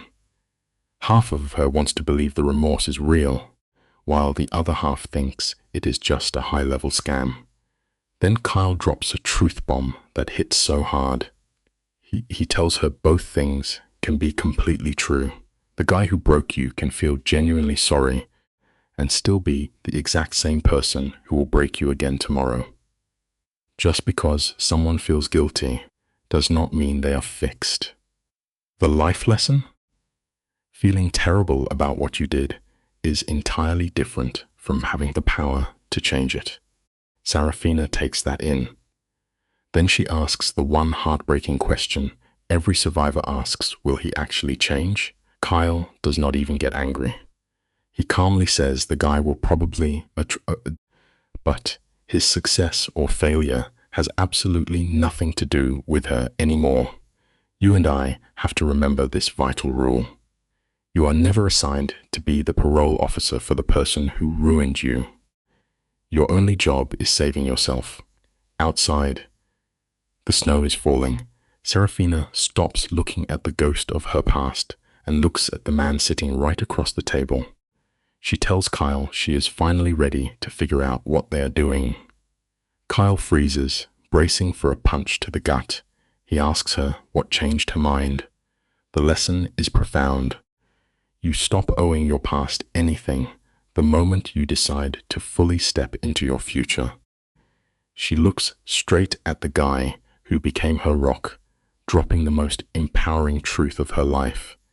She tells him she no longer actually needs him to survive. Because the desperation is gone, choosing him is finally an act of free will, not a messy trauma bond. Kyle's tough guy mask completely shatters, showing a wild mix of terror and hope. He asks her quietly if she is making that choice. She reaches across the table and grabs his hand. A solid, unquestionable yes. The city thaws. She turns her darkest nightmare into armor, defending her thesis. They do not rush moving in together. The real life lesson here is beautiful. True freedom is building your life patiently, brick by brick, ensuring your new foundation can finally handle the weight of your happiness. We jump forward a bit. They are building real trust. But on a simple walk through Central Park, the nightmare taps her on the shoulder. Her phone rings. It is news about Adrian. The monster of her past is getting out early on parole. Sarafina stops dead in her tracks. Kyle sees it instantly. When she tells him, his face turns to stone. The predator in him wakes up. He immediately asks if she wants him to take care of it. But she cuts him off cold. She tells him no. He served his time. Kyle is furious, asking what happens if Adrian comes after her. Her answer is pure gold. She calmly says she will report it, and he goes back to a concrete cell. Boom. She is no longer running in fear. The lesson is everything. You win the psychological war the exact second you flat out refuse to play the role of the helpless prey. Months of brutal mental work have completely rewired her brain. She looks up at Kyle, a guy who honestly should terrify the living daylight out of her, and she feels zero fear. I want you and I to really examine this shift together. Kyle, a guy who lives and breathes absolute control, looks at her and sees she is finally her own boss. He tells her how proud he is. She is no longer making herself small or begging him to be her attack dog. She tearfully tells him she owes him her life, but he instantly shuts that down. He hands the power right back, insisting she would have survived with or without him. It is such a raw, beautiful moment between two damaged people. The ultimate life lesson here is that true recovery is never about finding a big bad protector to save you from the dark. It is about finding the strength to save yourself. Think about the emotional weight of this. This guy literally tore down a criminal empire for her, but managed to love her without trapping her. When she finally says she loves him, he freezes, reminding her she owes him nothing. But Sarafina drops a massive realization. She finally sees the huge difference between actually loving a man and just needing him to survive. It is the exact opposite of a toxic trauma bond. He pulls her in for a slow kiss, and it is entirely about mutual choice, not desperate payback. We skip forward exactly 1 year. It is late at night, and Sarafina is standing peacefully in his dark kitchen, high above the city. The truth of life is right there on the screen. A love that you actively choose is always going to be far stronger than the affection you feel when you are simply trying to stay alive. Notice the setup here. She isn't scrubbing the floors in a panic anymore. She is just casually making tea. Everything looks the same, the smell of lemon cleaner, the cold marble, the city glowing 42 floors down. But inside her head, a different world. Kyle walks in, exhausted, and wraps an arm around her. She whispers she couldn't sleep. He kisses the top of her head. It is pure, boring, beautiful domestic safety. They are standing in the exact same kitchen where her trauma used to absolutely crush her, where she used to choke on her own tears. The contrast hits so hard. The greatest measure of human resilience is not just running away from the dark. It is having the sheer guts to stand in the exact room that used to terrify you, and finally feeling completely and wonderfully at peace. This is the exact spot where all the chaos started. Kyle leans in and whispers, "No more ghosts in this house." When she agrees, she is literally locking the door on the demons of her past. Outside, millions of people in Manhattan are going through their own messy lives. But let's take a close look together at these two in the amber kitchen light. They walk through fire and survive themselves. They know their trauma isn't magically cured. The scars are permanent, but they are walking into the future with a massive new superpower, the ability to actually choose. To have real, conscious agency over their lives. The ultimate truth of recovery is beautiful. You can never erase a painful history, but you get absolute power to choose exactly who stands beside you when the smoke finally clears. It is that rare freedom you feel when pretending to be safe turns into real security. Sarafina leaves her cup in the sink and Kyle leads her away. We get one last cutaway. Deep in a federal prison, Adrian is staring at a cold concrete ceiling. His broken brain still cannot process how people can love each other without manipulation. But honestly, we do not care about him anymore. This victory belongs to Sarafina. She pulled off the ultimate win. She chose herself first and then found a partner who gave her that exact same respect. She stopped looking for a hero to save her. The most vital life lesson you will ever learn is this: we do not need a partner to magically fix our flaws. We simply need someone who looks at all our honest, broken pieces and decides they want to stay anyway. Sarafina's decision to show Kale the threatening situation was the most important turning point in the story. For months, she has survived by disappearing, staying quiet, and handling fear alone. Like many people who have experienced control or emotional abuse, she believes that her problems are burdens she must carry privately. She worries that she is a liability. She apologizes for bringing danger into KLS life, but KLS response teaches an important lesson. Asking for help is not weakness. It is often the first step towards safety. When Serafina goes to the security office, instead of replying to Adrian or running away again, she breaks the pattern that kept her isolated. She allows another person to see what is happening. That matters because abusers often depend on silence. They become stronger. Victims feel too ashamed, scared, or confused to tell the truth. The educational message is powerful. No one should have to face intimidation alone. Whether the danger comes from a former partner, a toxic family member, a stalker, or a manipulative colleague, reaching out can change the situation. Help may come from a trusted friend, lawyer, security team, counselor, shelter, or authority figure. Serafina S. story also shows that support must be respectful. Kale does not mock her fear or demand that she just calm down. He sits at her level, listens, validates her decision, and makes it clear that she did the right thing by becoming him. That kind of response is important. People in distress need safety, patience, and belief, not judgment. The lesson for viewers is that strength is not always fighting alone. Sometimes strength is saying, I cannot handle this by myself anymore, and allowing someone trustworthy to stand beside you until you can stand more firmly on your own.